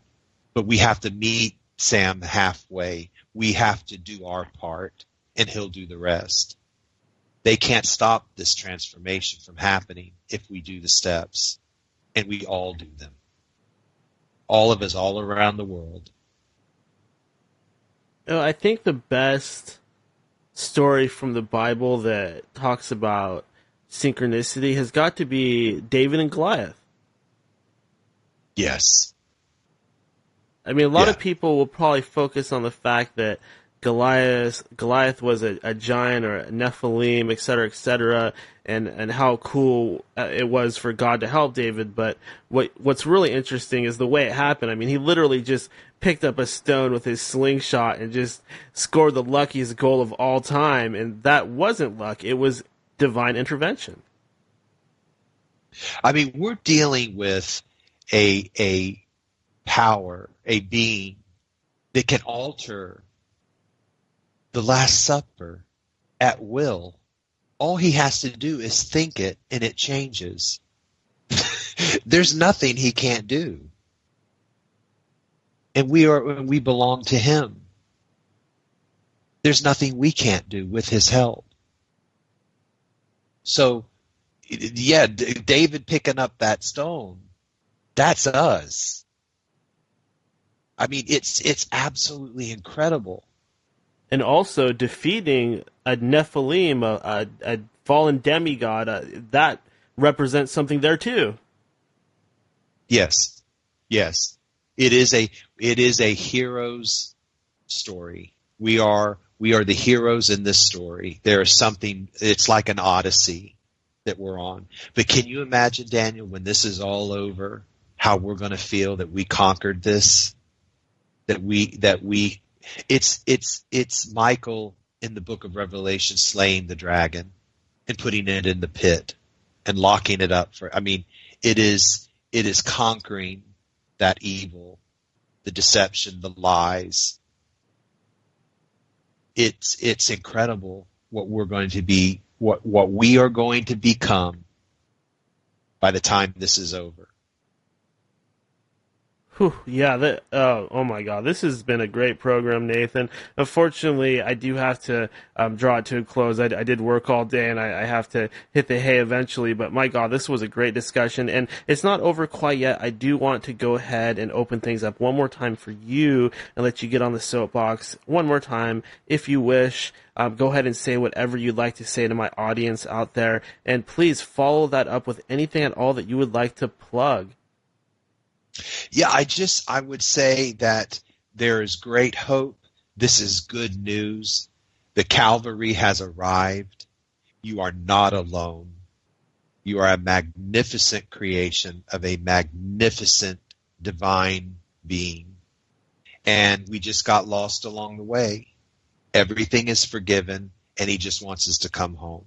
And he's telling us how to do it. He's showing us the way. It's E.T. with the little trail of Reese's Pieces is what it is. E.T. phone home. So he has contacted us. He has sent the message in the bottle. We've opened it. We're in communication now. There's nothing the enemy can do to stop this, although they will try, but they're going to fail. And I would invite you to come on if you're on Facebook and you want to come in and see the song messages and the discussions we're having and share the messages maybe you're starting to receive from Sam. It's called Synchronicity, Mysticism, and the Mandela Effect. You can type that into YouTube and find the Nathan Sanders YouTube channel. And you can watch the videos that I've done where I talk in depth and show the song messages Sam sends. And just know that there are a whole group of us, and what we're doing is, what Sam said he wants us to do is to build a consciousness ark. This is a metaphor for what happened in Noah's time. We are building an ark with our conscious minds. We are going to, at some point, board that ark, and we are going to ascend out of the underworld realm. We are going into a new creation. And so everyone is invited. Everyone is welcome, and there's a lot of really wonderful people in there. We call ourselves Earth Angels. We're going to have a little program called Angels Anonymous, the original AA. And we're going to help people go through their steps and explain what that is and help them in any way we can heal and recover and do the work we need to do here in this rehab, because we're being given an amazing opportunity right now. And so we all want to make sure that we take advantage of it and share that message with other people, because angels are messengers, like Sherry said. And this is the message, and it's a really beautiful message of hope and redemption and joy and a new beginning. And that's it. Love it, absolutely. And this has been so great. I would love to touch bases with you in the future and get you back on here again and talk about this stuff a little bit later when you're further along in your journey. I would love that, Daniel. Thank you so much for inviting me on. This was it was a pleasure talking to you, and thank you to the callers, Sherry and Todd, and I love everybody very, very much. And so just know that the Calvary has arrived, and we're in this boat together, and we're going to set sail soon. Yeah, definitely some divine synchronicity at work bringing you on here. Thank you again. Good night, my friend. Okay, good night. All right, and there you have it. Nathan Sanders, a fascinating individual, so much different than really any past guest. That's what we do here. We do it different. We don't just follow the trends. We don't book guests off of coast to coast. We don't do that. This is a completely original show, original program, and it just so happened that Nathan Sanders was the next logical step from where we were last time we did a show. It's true. I mean, for whatever reason, it just fits all together so perfectly. We've been talking a lot about Lucifer and Illuminati and things like that, and today we kind of got the other side of the equation. If there's God, then there's a devil.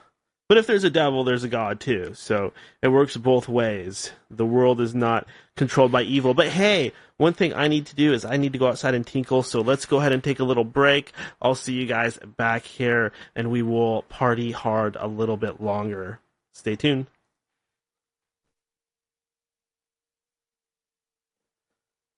And welcome back. Welcome back to the greatest radio show since friggin' Wolfman Jack. No. I'm not anything like Wolfman Jack, of course not. The closest thing that we have nowadays to Wolfman Jack would probably be Wolfman Mike. Don't worry. I'm sure at some point in the distant future, we will have the Wolfman on here again. In fact, it could probably happen at any time. That guy likes coming on the show. Oh my God. I don't know why I started thinking of that all of a sudden. I started thinking of that show that we did with Wolfman Mike. And then Todd calls in and it ends up turning into like this crazy like three-way concert. No, okay, anyways, let's talk about something else. I did forget to get high. I forgot to take my pot. I forgot to get baked, get stoned. As you all know out there, I'm a little bit of a stoner. But for whatever reason, today I just forgot to get high. I came home, I started doing the show, and I didn't even think about it. I don't know why that is. I mean, partway in, I started feeling weird, like, oh, what's going on here? This doesn't feel right at all. I feel a little bit too clear, a little bit too smart. I need to dull things down a little bit. Bring me down to your guys' level. I'm just kidding. I don't think I'm smarter than everybody. Well, maybe a little bit. No, I'm just kidding. But anyways, you guys, I love you, and you really are so intelligent, and that's the only reason you listen to this show. This is not a show for dummies. This is a show for those of you out there that are ready for your minds to explode, to burst. We're going to fill your head with so much knowledge that your mind goes blah, like that Jedi mind trick song. Fill your head with knowledge till your mind goes blah. I forget which album it's on. I freaking love Jedi Mind Tricks. I don't talk about them on this show enough, but Jedi Mind Tricks and also the Lost Children of Babylon, they rap about all the stuff that I talk about on the show. I mean, they were doing it since when? Back in the 90s? Because they were into this stuff. They were researching it, and they were doing what I'm doing, except they were doing it through their music, through rap music. And they have a good following. Most people, I think, that are into hip-hop, they have heard of Jedi Mind Tricks. They were kind of an underground thing for a long time, but I really think nowadays, with social media and all that, they're a lot more mainstream. We do have some news stories to get to. Let's see here. Aggressive deer targeting dogs in Georgia, from the CBS Miami. Peachtree City, Georgia. Normally deer tend to scurry away when humans approach. However, in one Georgia town, a group of deer have become aggressive, attacking multiple dogs and injuring one so badly that it had to be put down. According to CBS 46 in Atlanta, Georgia, deer in southeast Peachtree City, of course it's called Peachtree City, it's in frickin' Georgia, where they love peaches, have attacked at least a dozen dogs in the area. Caroline Luxco, whose daughter Caroline Taylor's dog was attacked, described how the attack happened. All of a sudden the deer started chasing them and my daughter took off, running really fast. And the deer just trampled on her little basset hound. Oh my god. Resident Hunter Wood, whose dog had to be euthanized after it was attacked when a doe jumped the fence in his backyard, told CBS 46 that he believes people are to blame for the deer's lack of fear. We've got such a heavy deer population in this area, which is partly contributed to the fact that the neighbors feed them. He believes that the deer are mistaking dogs for coyotes, which is the reason for the aggressive behavior. Well, of course. I mean, what would eat a deer? Coyotes or wolves? So if your deer sees a dog barking at him, it's probably just going to hate it. It's going to be like, oh, there's my mortal enemy. Get him before he gets his brothers and comes after me. Right? That's perfectly normal behavior. Now, personally, if I saw a deer starting to trample on my dog or even my cat, I would knock that fucker the fuck out. I mean, I would just swing a big right hand and hit him on his little reindeer nose and send his head spinning. And he's just going to flop down there on the ground. Grandma might have got run over by a reindeer, but that ain't going to happen to me. I'm going to knock that fucker out. I mean, I love my pets. I don't care how big and sturdy it looks. He's getting a right hand from the man. Dan the man. With the master plan. I'm going to punch that deer in his can. I love deer, by the way. I mean, I live in Washington, and there are deer here. There are deer that live in my backyard, and they're perfectly peaceful. They don't seem to be that aggressive, although they do seem to get a little bit too comfortable sometimes. And it has made me nervous at times, because I think to myself, well, what if one of them one day decides to take over and just... and you know, it's not like they even have to attack you, because these things will get kind of wild and crazy, and they'll actually run circles around my house. And all that has to happen is I walk outside one day and I get hit by a 200-pound deer that's flying through the air. I'm not going to survive that. It'll probably snap my neck. I won't even have a chance to retaliate with the right hand, because I'll already be down and out by the surprise attack. Because these deer have read the art of war, and they understand to strike first. Let's move on. So, this is from WXYZ.com. Woman bites off part of man's ear at Macomb County Chinese restaurant.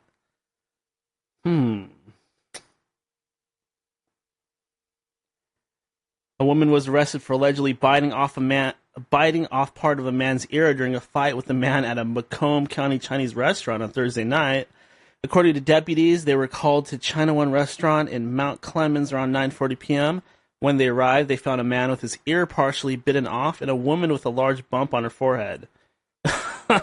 sounds like she caught her right hand, but he's obviously he obviously got the worst of it. Deputies say 24-year-old Jade Anderson walked into the restaurant complaining about her order.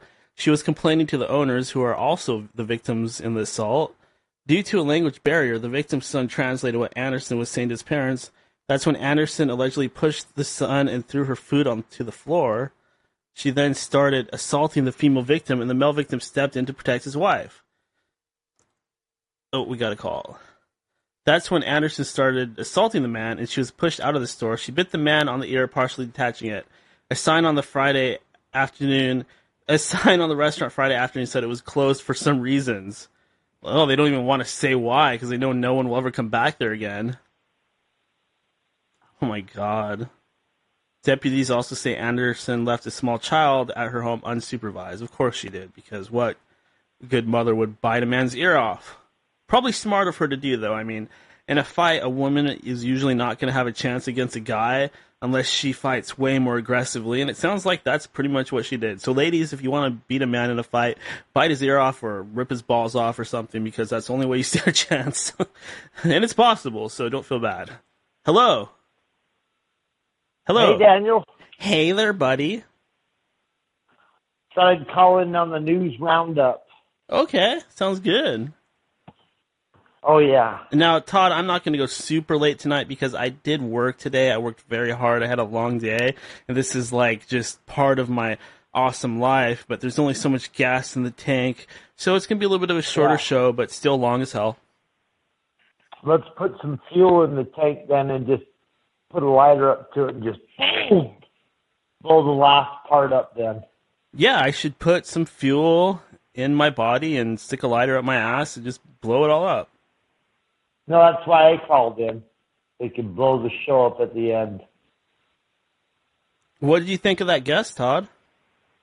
He's pretty interesting. Sam, if you're out there, bless Daniel's show and send Nathan a message from the universe. Yes, Sam, from the show. Please bless me, bless this show. Bless me with the power to send these signals to every corner of the globe. Well, I was telling Nathan, look up hot chocolate. Everyone's a winner. Because it's got this badass guitar that goes... So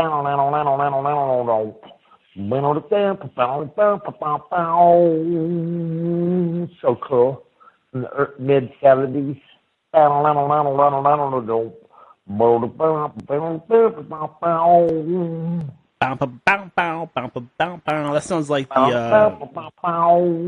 That sounds like the theme song for Seinfeld. No. Well, it's kind of the same really style. Cool. It's kind of the same instrument style. Go look that fucker up. It's awesome. Hot chocolate. Nothing like Seinfeld. Hot chocolate. Everyone's a winner. What, you don't like Seinfeld? It'll take you right to Sam. Oh, I love Seinfeld. What's your favorite part? What's your favorite moment? Moment. Okay, there we go. George is funny. What my favorite George part would my favorite George scene would probably be when he was in the house that was burning down at the kids' party, and he started pushing all the kids and old people out of the way. That was so funny. The other funny moments where he's hiding under his desk and he hires a carpenter to build a thing where he can sleep under his desk. And then his boss is looking for him. He's like, fuck, where is he? He's got his built-in bed. Oh, alarm clock under there, wake him up at 2 or something. Another one that I loved was when George, he decided that everything he did in his life led him to just being this kind of down-and-out, loserish guy. So he decided to do everything the opposite of what he would usually do, and all of a sudden his life turned awesome. That's pretty funny. Yeah, they had some funny moments on there. Your show's funny. So I love it. Yeah, and I think I take a lot of inspiration from sitcoms and shows like Seinfeld that it takes a lot to instill all that comedy and all those laughs into a show like that. You got to wonder where that stuff comes from. That shit's canned on that show. Your show's real. Yeah, most of it. That shit's packaged. So when you hear laughs on this show, they're actual laughs. Oh yeah, my Much crazy laugh. Cooler. Hey, much cooler. Much cooler. I'm uncensored, Todd. Go ahead. You know, your guest was talking about Neil Diamond. He was going, I am a cried. Dun, dun. I'm Sam Murphy. I am. Remember, he used to take that song. I am. And your guest is getting radio messages from the universe on his series. Yeah, I bet. You know what your guest isn't considering? That the AI is watching him and sending him the messages and calling itself Sam. So he thinks it's incredible that it's the Cocteau twins are sending him messages. You know what I'm saying, Daniel? Yeah, I definitely think that that's probably the argument that a lot of people are going to have, or a lot of them are going to think about when they listen to this show. And yes, there's always the possibility that there is a deeper layer of deception, and that there is another one of those, those and then Russian Daniel, dolls inside the other I Russian dolls. called in because I'm Sam. Well, you know how he's hearing messages from Sam? I'm Sam. Yeah, and So I give him some messages from Neil Diamond. Rock me gently, rock me slowly.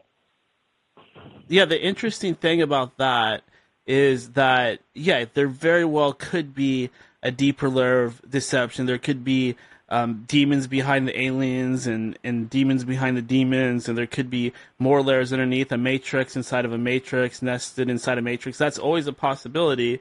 But I really do think at some level, if you just keep going deeper and deeper and deeper and deeper, you are going to find something that is basically source, that source of all creation, that source of all loving energy that created our universe, and it's still permeating throughout our world and ourselves today. Yeah, like I said, the Neil Diamond song. Rock me gently, rock me slowly. And take it easy, don't you know? And that's exactly why this is so cool, in my opinion, because, Todd, me and you both know that on a daily basis, we are bombarded by so much mind control, and even things like electronic harassment, UFO sightings, demonic interactions. There's so many weird things going on out there. Conspiracy so deep that most people wouldn't even be able to fathom. But the bad guys, they're not that strong when you really get down to it. I mean, no matter what kinds of crazy technologies they come up with, no matter what they try to do to us, there's always this kind of divine synchronicity that could come into play at any time. And I think that's really what gets them scared. Yeah, the bad guys have they're the weak, they're the losing side. They're stupid. Yep. I read an article the other day about this kind of genius person that was hired to go talk to a bunch of rich people that are concerned about the world coming to an end because we're in the end of days. And he thought he was going to give a speech, but when he got there, they were asking him questions. They said, listen, when the world collapses, how do we keep control over our security team? Because we've already got our bunkers built. But how do we control the guys that we're relying to protect us from the outside world? And the guy's like, well, and they'd already thought about it, Daniel. How do they control the guards that are going to protect them when the world collapses? I don't see how they got would. The money, and they got the security teams, and they got the underground bunkers. But how are they going to get loyalty from their security guards when the world collapses. And so the rich people had already kind of figured out, we'll have to put a shock collar on our top security guard that'll take him out if he doesn't follow orders, or something else. They couldn't figure out, they can't yet figure out how to secure their position once it's collapsed. Yeah, that's a very interesting point. Makes you wonder about some of this technology.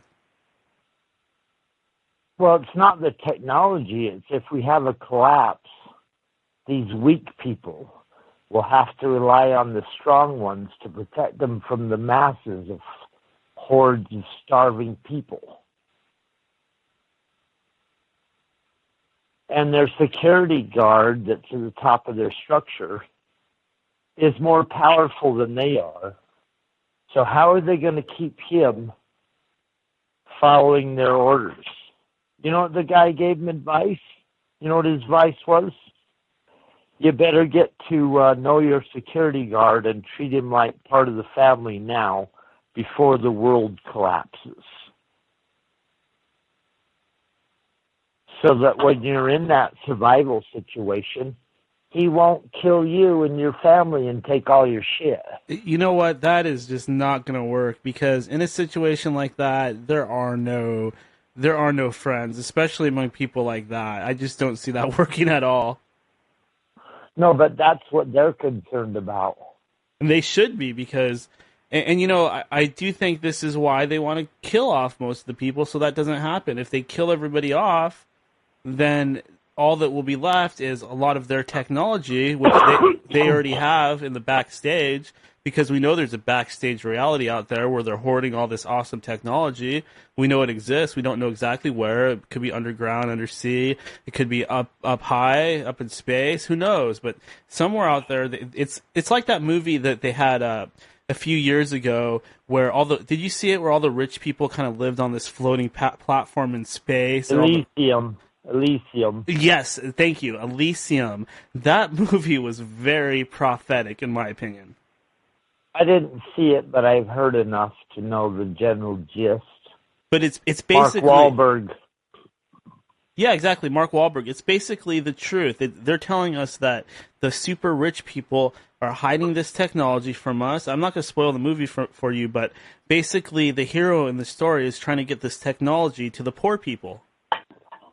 Mm-hmm. And that's exactly what's going on. There's a backstage reality, and these super rich elites, they can fake their death at any time and go back into the backstage reality where they have all this cool technology and stuff, and they're slowly kind of releasing it to us, but they're releasing it in order to enslave us. Well, I read this phony kind of article where the guy said, the guy that was writing it said that the reason that the rich people asked him to speak in front of them was because he was smart and a scientist and he could look into the future. And then when he went to talk to him, they didn't want him to give a speech. They wanted to ask him some questions. And the questions were, how do we deal with our security force when it collapses? And that phony article said that during the 90s, there was a point where the rich people might have helped mankind. They almost had a mindset where they might help us all, but then they finally realized that they better just get off planet, and then they just got all selfish. Yeah. So they started turning inward and figuring out how to insulate themselves. Well, we know that these underground cities exist already. They've already got them built. Yeah, but they realize. Remember Marshall Masters when he talked about the Nibiru coming, Planet X? Yeah. He said all these rich people, they're going to hide down in their bunkers, but all the starving masses will smell where they are.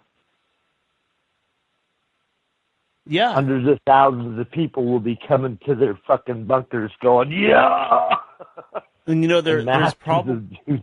there's probably stuff going on down in those bunkers already. That's probably part of this backstage reality. That's probably where they have a lot of this technology. There's been remote viewers that have remote viewed underground bases, and they've seen all kinds of weird things. Go Swan. Yes, Ego Swan, thank you. Most powerful remote viewer that ever lived on this planet. He actually, well, not him, but other remote viewers, they've remote viewed these underground bases, and they've seen all kinds of things, like people in cages and tanks, and soldiers walking around with guns, and even things that resemble like gray aliens and reptilians and things like that, which may be interdimensionals. They might be genetic chimeras. They might be they might be so many things, but they're not necessarily aliens either. But these underground bases do exist, and this technology does exist, and these shelters that are combined or apart from these so-called alien underground bases, they might be so people can go down there when they kill us, or when Nibiru comes, or whatever the hell's going to happen at the end of days. Well, I like to see it more like there's a little clique hiding whatever real evil shit they've done. It's not a big giant mass. There's a little tiny clique like the X-Files, you know. Remember the smoking man in the X-Files, the guy that's smoking? Yeah. Whenever he talks to Mulder, he's like always in the dark shadows behind us. Yeah, very corner, some parking relevant lot, character, yeah. having a cigarette. No one smokes anymore, but this guy still is. The smoking man. The smoking man on the X-Files also is keeping himself alive if you watch those shows. Somehow he smokes and he's still 100 years old. The smoking man. Yeah, that's isn't that character copied off of Deep Throat? Yeah. Yep, I'll meet you down in the garage and tell you what Nixon was doing. I'll give you the secret tapes. And yep. And Deep Throat was named after an old 60s porno movie. Oh, exactly. What was her name? Marilyn Deep Throat. That was Marilyn somebody. Chambers. Yeah, she was like the first to really work her throat into that. 12 inches. Yeah. Oh, God. Yeah. Superhuman. Very popular porno movie from the 70s. Yeah, back then when you would see a woman's ankles and it was like really arousing. Oh, very arousing, yes. Yeah, the Sears catalog. Oh my God.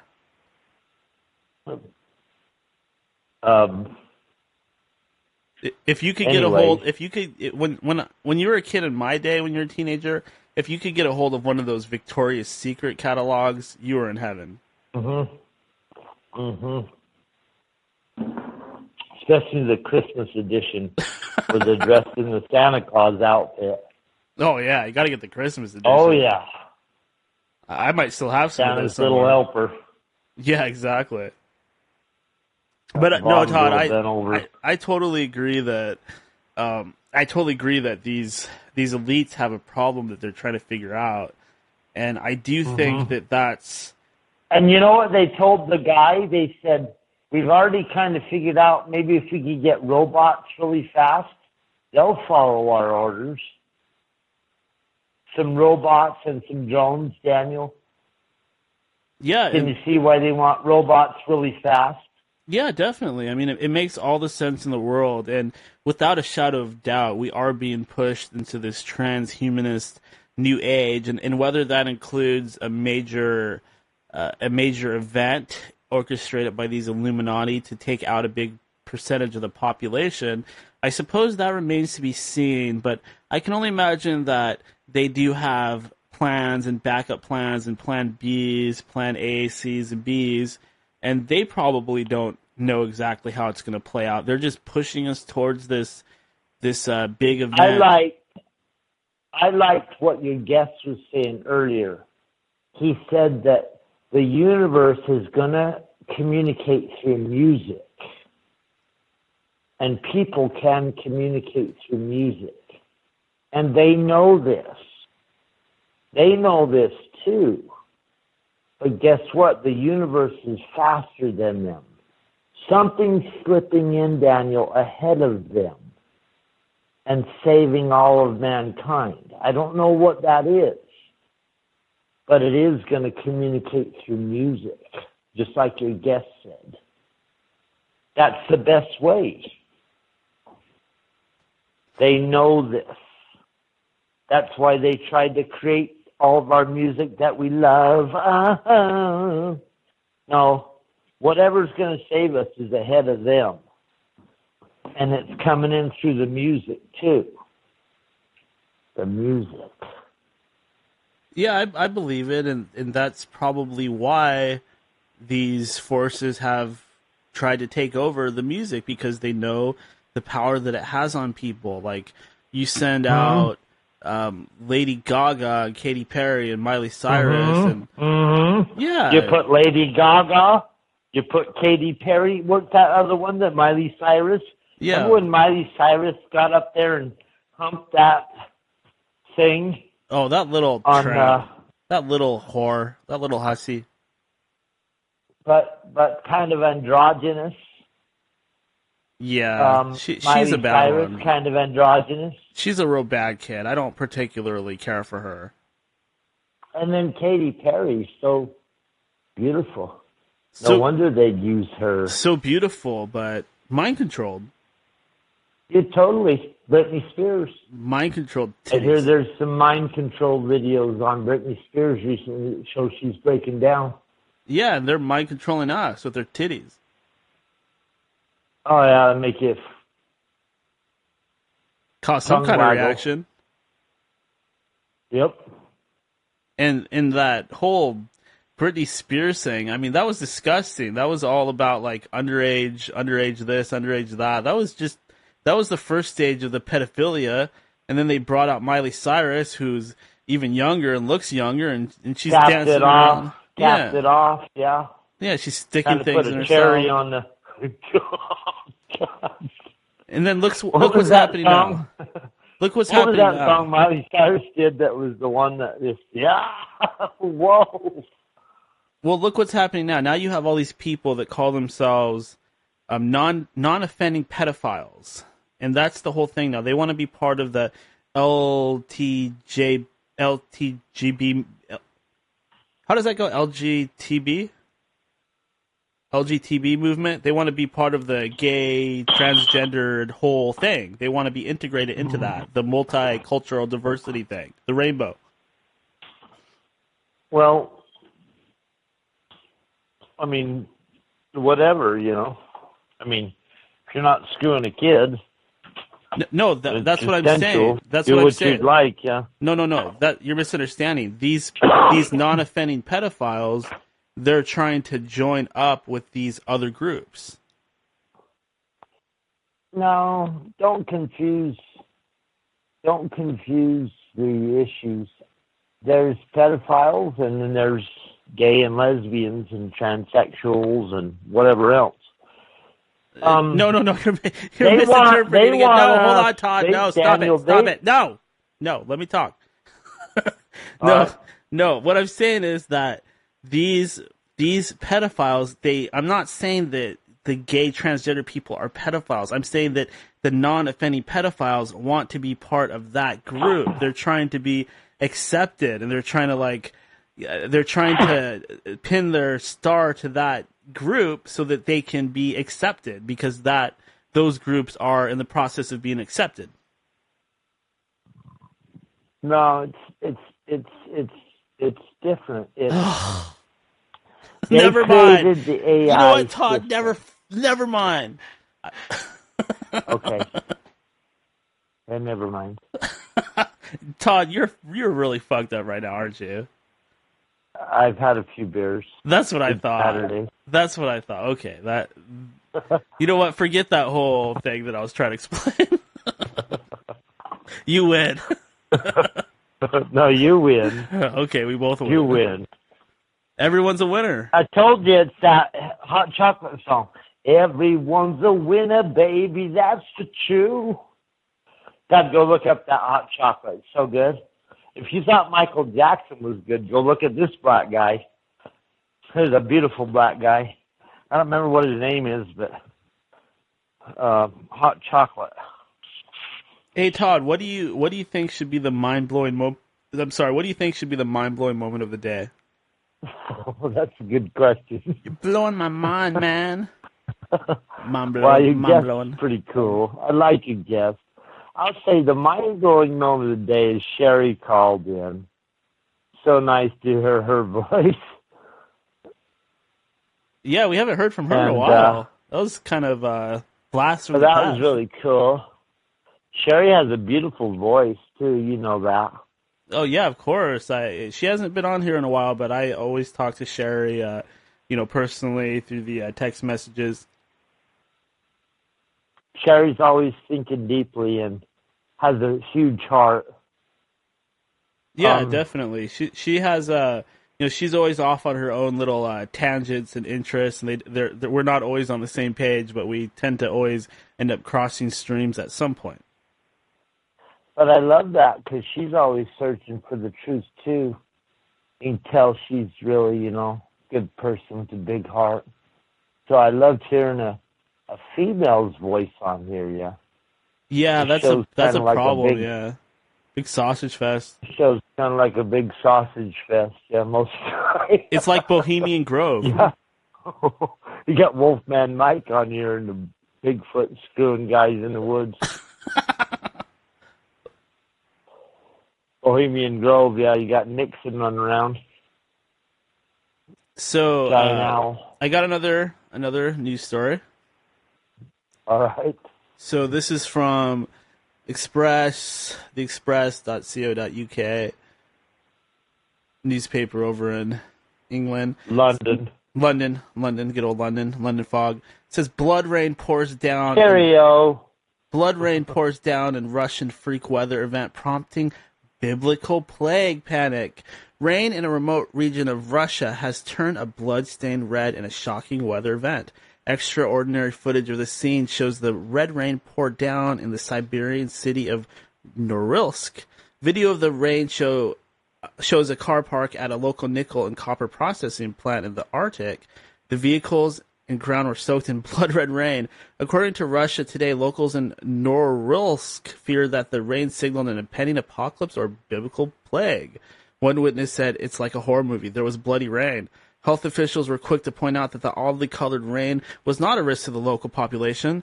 A spokesperson for the metal giants Nornickel told TASS news agency that they conducted a probe and established the cause of the incident. Far from being the effect of pollution, the company claimed the rain was caused by a cleanup operation. Nornickel, which owns the, I'm not even going to try to pronounce that, processing plant, said that the company had been carrying out a cleanup in the mining city on Saturday. Huge quantities of iron oxide had been removed from the factory floor and roof in order to improve the environment. The material was gathered and prepared to be taken away. They said that a gust of wind blew it over the parking lot while the rain caused it to fall, producing the eerie scene. Pretty cool, though. I'm looking at pictures right here. The entire ground just looks soaked with bloody rain. That's definitely a sign. I mean, regardless of how it happened, that is a sign of the end of days. It is here. Mm-hmm.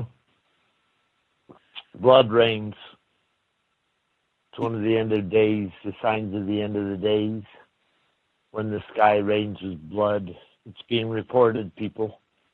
The moon's supposed to turn bloody during the end of days. That's why your show's going, so we can document these last signs before the world turns and burns and meteors come in and Miley Cyrus gyrates. Miley Cyrus one of those gyrates and songs. Yeah, sticks things up her JJ as the blood red moon glows overhead and wormwood flies down upon us. Oh, God. It's so good. And there's pestilence and disease and death riding his skeleton horse across the desert, getting ready to chop some motherfuckers' heads off because this is the end of days. The broken ruins of Babylon. Much is lost, but not all is gone. The block now cracked. and chipped. The paint begins to fade. All is not lost, but this is the end of days. End of days. Nice. Never to rewind. Is this my world? Or have I lost my mind?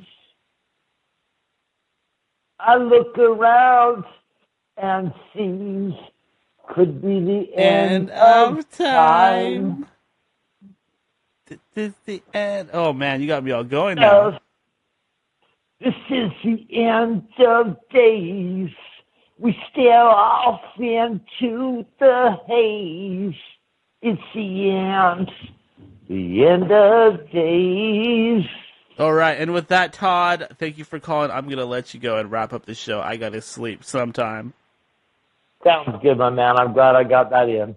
Awesome. I will talk to you later. All right, peace, bro. Peace. That was Todd the Bod. Todd the Bod, the God, with the iron rod. Or staff, because he's like Moses. Boy, I am getting a little sleepy. I did finally take some pot, and I am starting to feel the effects. Finally, it feels a little strange. I usually do it much earlier. But there's a few more things I wanted to talk about. I didn't really flesh out that whole thing I was trying to explain to Todd. But, so I've been getting a lot busier on the Twitter. And I know a lot of you guys are on Twitter. I know a lot of you guys out there found this show through Twitter. And I've kind of got a following on there. I mean, it started off small, and it's growing and growing. And it's part of the show, but it's also kind of separate from the show, too, because there's probably people on there that see my tweets that don't even listen to the show. Hopefully they will. But for whatever reason, I got talking about the whole pedophilia thing, and I became aware of these people called non-offending pedophiles. These are people that have the desire to have intercourse with kids, and it's now considered, I mean, no, it's not now considered, but they want it to actually be considered a sexual orientation.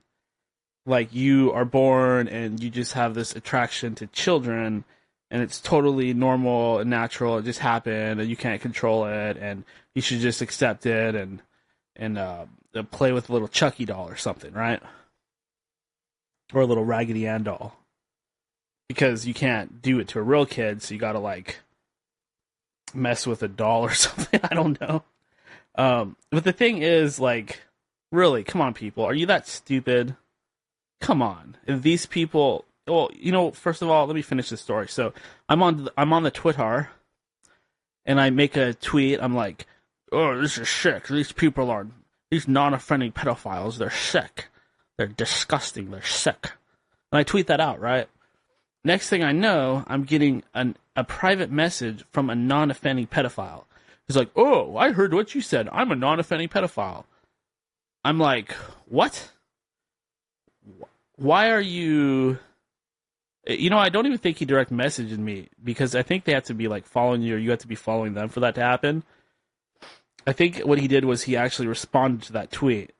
And he said something like, I'm a non-offending pedophile. And... blah, blah, blah. I don't even remember what he said. I didn't even let him get started. As soon as I saw a non-offending pedophile, I was like, block, block, block, block. Just right then and there. Fuck that guy. Fuck him. That is some sick shit. I don't care what anybody says. I mean, if you're into whatever and it's not hurting anybody, so be it. But most things like that are relatively harmless, whether you're gay or you're into, like, I don't know. There's so many weird fetishes out there. Go on the internet and look them up. I mean, there's like millions of them. But pedophilia is just one of those things that I don't think you should encourage. I mean, is anybody out there really, like, only interested in children? Like, I don't think that anything like that is set in stone. I mean, if somebody's having those thoughts, those are dark thoughts. Those are ungodly. They're abominable. And sure, they happen, but why would you encourage it? Why would you be like, well, I'm going to run with that one. Ooh, it's okay. It's okay. I mean, no, it's not okay. Why would you encourage that within yourself? Why would you cultivate dark desires of that nature? And you act like you have no choice. Give me a fucking break. Of course you do. You have to be into children. Give me a fucking break. Chop your damn balls off if you really think that. Chop your dong off. You probably should. I mean, I'm not saying that you should go out and kill these people. I mean, they need help. They need to get better. They need treatment. But don't start saying that it's normal. Don't normalize it. That is sick. That is Lucifer doing that. That's Lucifer Morningstar. That is some satanic, evil shit.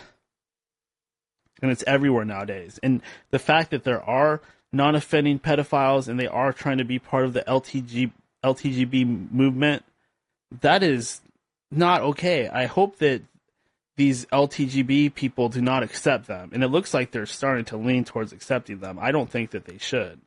Because you let that in there, and that's the end of days indeed. This stuff should not be accepted, ever. Why would anybody want to open the door to that in society? You want to become like Sodom and Gomorrah? Look what happened to those guys. That's not right.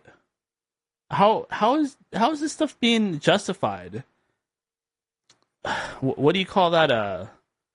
Moral relativism. We talked about that a couple times on the show. You know, where it's not wrong depending on your perspective, or it is wrong depending on your perspective. No, fuck that. Pedos, Gepedos, pederasts, Podesta, Hillary, no. N-O, no, it's not okay. It never will be okay. It never has been okay. Even back in the days of old, the days of Noah, why do you think the Most High sent the floods to kill the Nephilim? Because the Nephilim were a bunch of fucking child molesters. And that's what was going on back then. Molesting. Podesta and Molesta. Pizzagate back in 2000 BC. Sorry, that's not funny. I shouldn't laugh at that. Disgusting. And you know what's worse is when innocent people like Michael Jackson or Pee Wee Herman get accused of stuff like that, because it really is the most vile thing a person can be, or the most vile thing a person can do. And I'm totally accepting of all sexual identities, except that one. And I don't like the poop thing either, quite frankly. I think if you're into eating poop or smearing poop all over your face, you should try something else and get off of that, because, well, it's poop. Apparently, let's move on from this. This is a sick subject. I don't even want to talk about this. Apparently, my favorite filmmaker, Quentin Tarantino, he's going to be making a movie about another one of my favorites, Charles Manson. And I don't mean favorite as in I think that he's a good guy or I like the guy. It's just one of my favorite topics for whatever reason. It just defines the 60s. There's so many like mind control elements. It's such a mystery what really happened there. What is the true story behind the Manson family? Were they mafia hitmen? Were they mind controlled MK Ultra? Was it all done by the CIA? What is the truth there? Hopefully one day we'll know the truth, but I'm excited that Tarantino is going in that direction. I mean, the guy's a genius. I know he's got into some controversy lately. Everybody runs into some controversy at some point. He's made some very strange comments that a lot of people disagree with. He's very Hollywood, liberal, etc., etc. But the guy makes great movies. They're very entertaining. And I'm excited about this. Ugh, I'm starting to get tired and hungry. Oh, I had such a good lunch today. I had a big fat burger from Red Robin. Oh boy, that was delicious.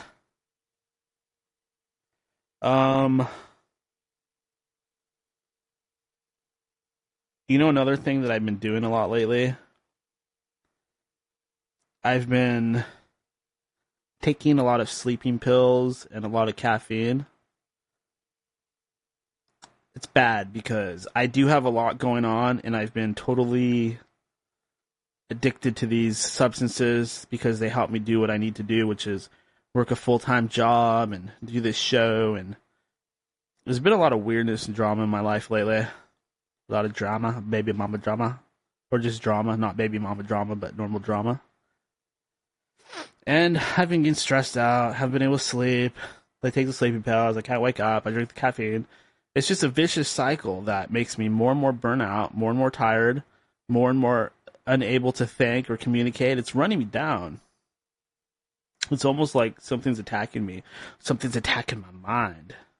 It's throwing me off track. It's getting me addicted to things so that I lose my connection to source. That's what it's all about. It's all about diluting your perceptions and running you down ragged so that you become weak spiritually. That's what's happening to me. I mean, these things help me keep my schedule together, and they help me accomplish all that I accomplished, because let's face it, I'm amazing, and I know that I am. I get so much done, and I create so much, and I provide so much for the world out there. And that's why everybody loves me. That's why I am their golden god. I mean, what am I saying? I'm becoming Luciferian again. I shouldn't say stuff like that. I'm humble. I would never call myself a golden god, or a god at all. I'm so over that stuff.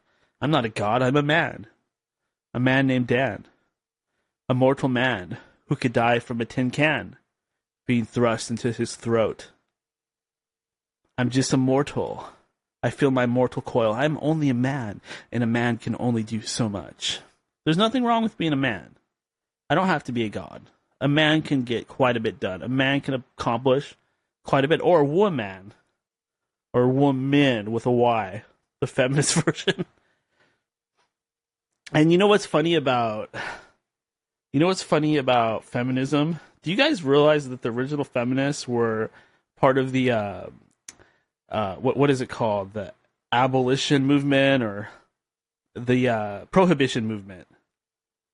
The whole prohibition, banning alcohol, all of that.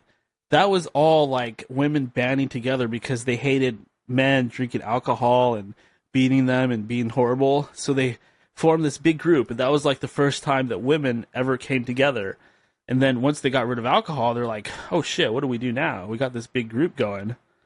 Oh, let's get the opportunity to vote. Let's move on that now. We want to vote. Next thing you know, women can vote. Then what happens? Look at society today. I'm just kidding. Calm down. Jeez, you guys. You think I'm some kind of misogynist or something? I'm kidding.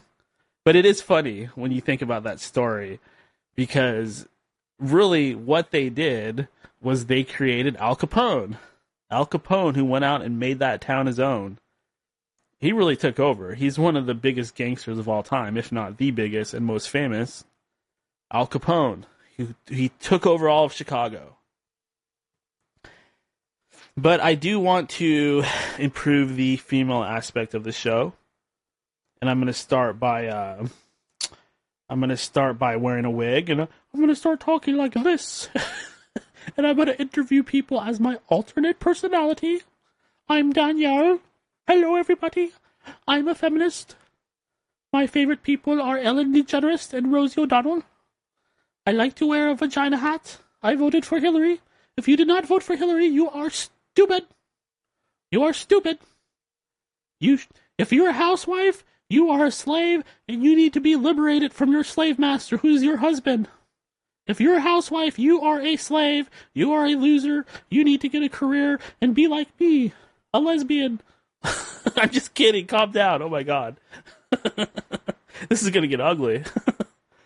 But seriously, like, all jokes aside, I do want to like improve the female element of this show in terms of getting more female guests. It's true, this place has turned into a sausage fest. And why that is, I don't know. Maybe it's my dickhead personality. But I tend to not really bring enough women on the show, and I'm going to remedy that very soon. I'm going to make sure that for every male that I invite, I will invite a female. Or at least like 3-1, because let's face it, this tinfoil hat shit, it's mostly male dominated, with the occasional crazy female who has a bird's nest in her hair. You know, it's true. But hey, some of those females with bird nests in their hair are pretty damn cool, I think. Maybe one of them wants to date me at some point. Who knows?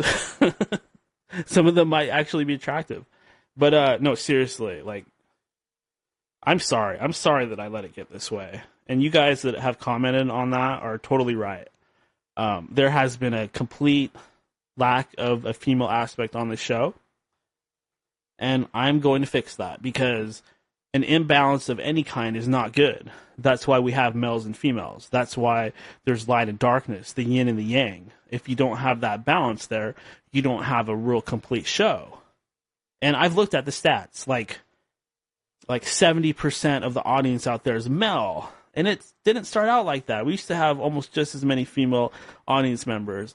I don't know if it's my effed up humor or what, or the fact that all the guests are male, or maybe there's just like a lot of male aggressive energy that goes into the show. But we're going to fix that. We're going to fix that. We're not going to turn it into some friggin' girl fest. We're not going to do that or nothing. It's not going to turn into The View, don't worry. But we are going to make a concerted effort to stop saying things that piss off the feminists. This one chick, she went off on me on YouTube. I was like, hey, I'm just joking. That's an on-air personality. That's not me. I was totally lying. But I was like, that's an on-air personality. That's not me. But she was like, oh, it's okay. I still like you, but we need to make sure that males and females aren't saying things to increase this polarity, this aggression and war between males and females. I was like, oh, she kind of burnt me there. She got me. She's right. I gotta stop that. I gotta stop saying these inadvertently misogynistic things and pissing off my female audience members and pissing off all the feminists out there. That's not cool, Daniel. So I'm gonna do something to get our female listenership up. I might do a cooking show or something like that. I'm just kidding. Jeez. But really, I'm going to work on that, and I'm going to start. Maybe this might be all I do. I'm going to make sure that we get more female guests on here, and if we can't find one, we will find one. And I will not let this be a freaking sausage fest anymore, because let's face it, we love women, and we love titties. Probably shouldn't say that either, but we love them, and I want there to be more titties on this show. And hopefully none of these women listening, hopefully none of these women that are going to come on are listening right now. But we got to do something about this. We have to, and it's going to start now. No more misogynistic comments, more female guests, and a better, more evolved Daniel. A more evolved, more mature, more manly Daniel. I want to be the Daniel that ladies swoon over. The Daniel who talks like this, with a deep, sexy, masculine voice. Ooh, ladies. Ladies, are you getting turned on already? This is the new End of Days Radio. Yeah. Kind of sound like somebody else, don't you think? Hey now.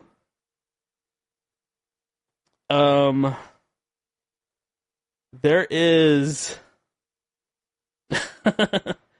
And that's pretty much all I got. I'm so tired. I think I'm starting to drone on.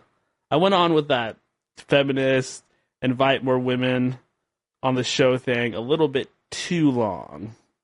And that's usually when I start getting really baked. And I start to just kind of drone on. And that's when that little voice inside me says, Daniel, you've been going on too damn long. Let's face it, it's true. I only did a 3-hour and 4-minute show tonight. That's disgraceful. I'm usually on air for a good 5 hours. But hey, it's still twice as long as any other podcast out there. Podcast. This isn't a podcast. It's a godcast. Because your host is a god. A god that can shapeshift into a female. Hey, it's me again, Danielle. Sorry, I know, not funny. Okay, let's pull this to a close. Let's take all of our lights down. Let's wrap up. Let's fold up our blankets. And let's get the heck out of here. Let's take our ball and go home. You guys, I love you. Go to endofdaysradio.com. If you want to donate to the show, go to endofdaysradio.com. Click that PayPal link if you want to find out who's coming on the show. Check out that upcoming guest part of that webpage, endofdaysradio.com. That'll tell you who's coming on and when. You can join the forum there. You can listen to any past episode. Just do it. Go to endofdaysradio.com. There's so much freaking knowledge and information there. It'll blow your damn mind. You'll never get through it all. I've been doing this show for 5, 6 years, maybe more. 6 years. There's 6 years worth of content up there. Go fucking listen to all that shit. Right now. Do it. Blow your damn mind. Become like me. A psychopath wearing a foil hat. Become like me. Everybody out there should be like me. Because I'm perfect in every way. And I'm here to spread enlightenment. And I'm serious about that female guest thing. I know I'm making some awful inflammatory jokes, but I'm serious about that. I'm trying to evolve and grow as a person, and part of that is showing that maturity and making those little changes to make things better. And I'm going to leave it at that before I ruin it again. I'm going to leave it at that. So, you guys out there know that Daniel, I love you listening right now. I have a connection with you. All of the listeners out there, you are the wind beneath my wings. You float my boat. You are the reason I exist and the reason I do this. And all of you guys out there, you need to start your own broadcast or your own newsletter or your own blog or just go on social media and troll like I do. We got to get the truth out there. And until we do, this world is going to remain a hell. It's going to remain Hades. It's going to remain purgatory. It's going to remain the 12th dungeon of hell. I wonder which level Lucifer lives at. Somebody told me that Lucifer doesn't even live in hell. They say he lives in heaven. Like, why would Lucifer live in hell? He's an angel. He lives in heaven. I was like, okay, yeah, that's true. That's a trick. Lucifer doesn't live in hell. I mean, he might not be on the good side anymore, but he's out there in the heavens, in the fifth dimension. And that's why he's able to deceive us. Because he deceives us with his light. And holograms are made out of light. And we know this. He's the light bringer. He's the wicked one. He's the prince of darkness. He's the lord of the air. He's the lord of flies. He's Beelzebub. He's Satan. He's Baal. There's so many different names. But that darkness out there exists. And if you even think for 1 second that there is no devil, well, the greatest trick the devil ever pulled was convincing you that he does not exist. And he does. There's a God, there's a devil, there's a light, and there's a dark side. Deep down, you know this. So pull yourself out of denial, dry yourself off, get back on your feet, and let's do this. We got to band together. We got to form an army. And once we have that army, I don't know what we're going to do with it, but let's just work on forming an army for now, because together there is strength, and alone we are weak. And all the good people out there, of all faiths, all those that believe in the Most High, we need to band together right now. And we need to put aside our differences. We need to end some of this bullshit going on in the world. Like, what's going on in Israel, on the Gaza Strip? My God, this is so disgusting. You know, I've avoided this topic on air for so long. But you know what? Fuck that. There's sick shit going on over there. I mean, they're killing kids who are doing nothing. They're throwing people off of their land. They're beating them up. They're killing them. And why? For no fucking reason. Because they are sick. And the whole Western world ignores it. Most of the people out there, they ignore it. And if you say anything negative about what Israel is doing, they say that you're a fucking anti-Semite. Why? Because you don't like seeing innocent kids getting killed over nothing? and then they justify it by saying that they are terrorists. Get the fuck out of here. Sick of that bullshit. Sick of this fucked up, mind controlled, twisted, up is down, down is up nonsense. Are you kidding me? Is anybody in their right mind really going to even try to defend that? Yeah, everybody just gets quiet. And they pay attention to other things. Oh, kids in cages. Kids in cages. Oh my God, Trump. Trump, Trump, Trump. Oh my God, Trump. Trump, Trump, Trump. Trump, Roseanne. Trump, Roseanne. Trump, Roseanne. Podesta, Podesta, Podesta. Trump, Trump, Trump. Give me a fucking break. Get the fuck out of here. I'm so sick of hearing about this right versus left bullshit. You guys are idiots. I mean, not you guys listen to the show. I mean everybody out there in society. Those people are idiots. Fucking stupid. Left versus right. Right versus left. You guys are all fucking dumb. You're getting manipulated by Rothschild. Rothschild, who owns Israel, who controls all media. Y'all are getting played. Left versus right. Fuck you, idiots. Republicans, Democrats. Stupid as fuck, both of them. People spending hours and hours going back and forth on social media. Liberals this, right-wingers this, blah, blah, blah, blah. Trump supporters, liberals. Trump supporters, liberals. We're going to protest, we're off the John House. Fuck that shit. Fuck that. I know I'm using foul language. Fuck cunt. Cunt fuck. Yeah, I was about to stop the show, but I got fired up again because somebody started talking about Israel. And that person was me. I don't give a fuck what anybody thinks about that. If you support the killing of children, you are a dumb fuck and a sick fuck and evil. I'm not talking about putting kids in cages. That was a distraction. That was some bullshit the media was putting out there to distract you from what's really going on. And that's little children getting shot in the face in Gaza, and you are doing nothing about it. Nothing. Wake the fuck up. Wake the fuck up. Put your beer down. Turn your TV off. What's going on in the Middle East right now? Exactly. You don't care.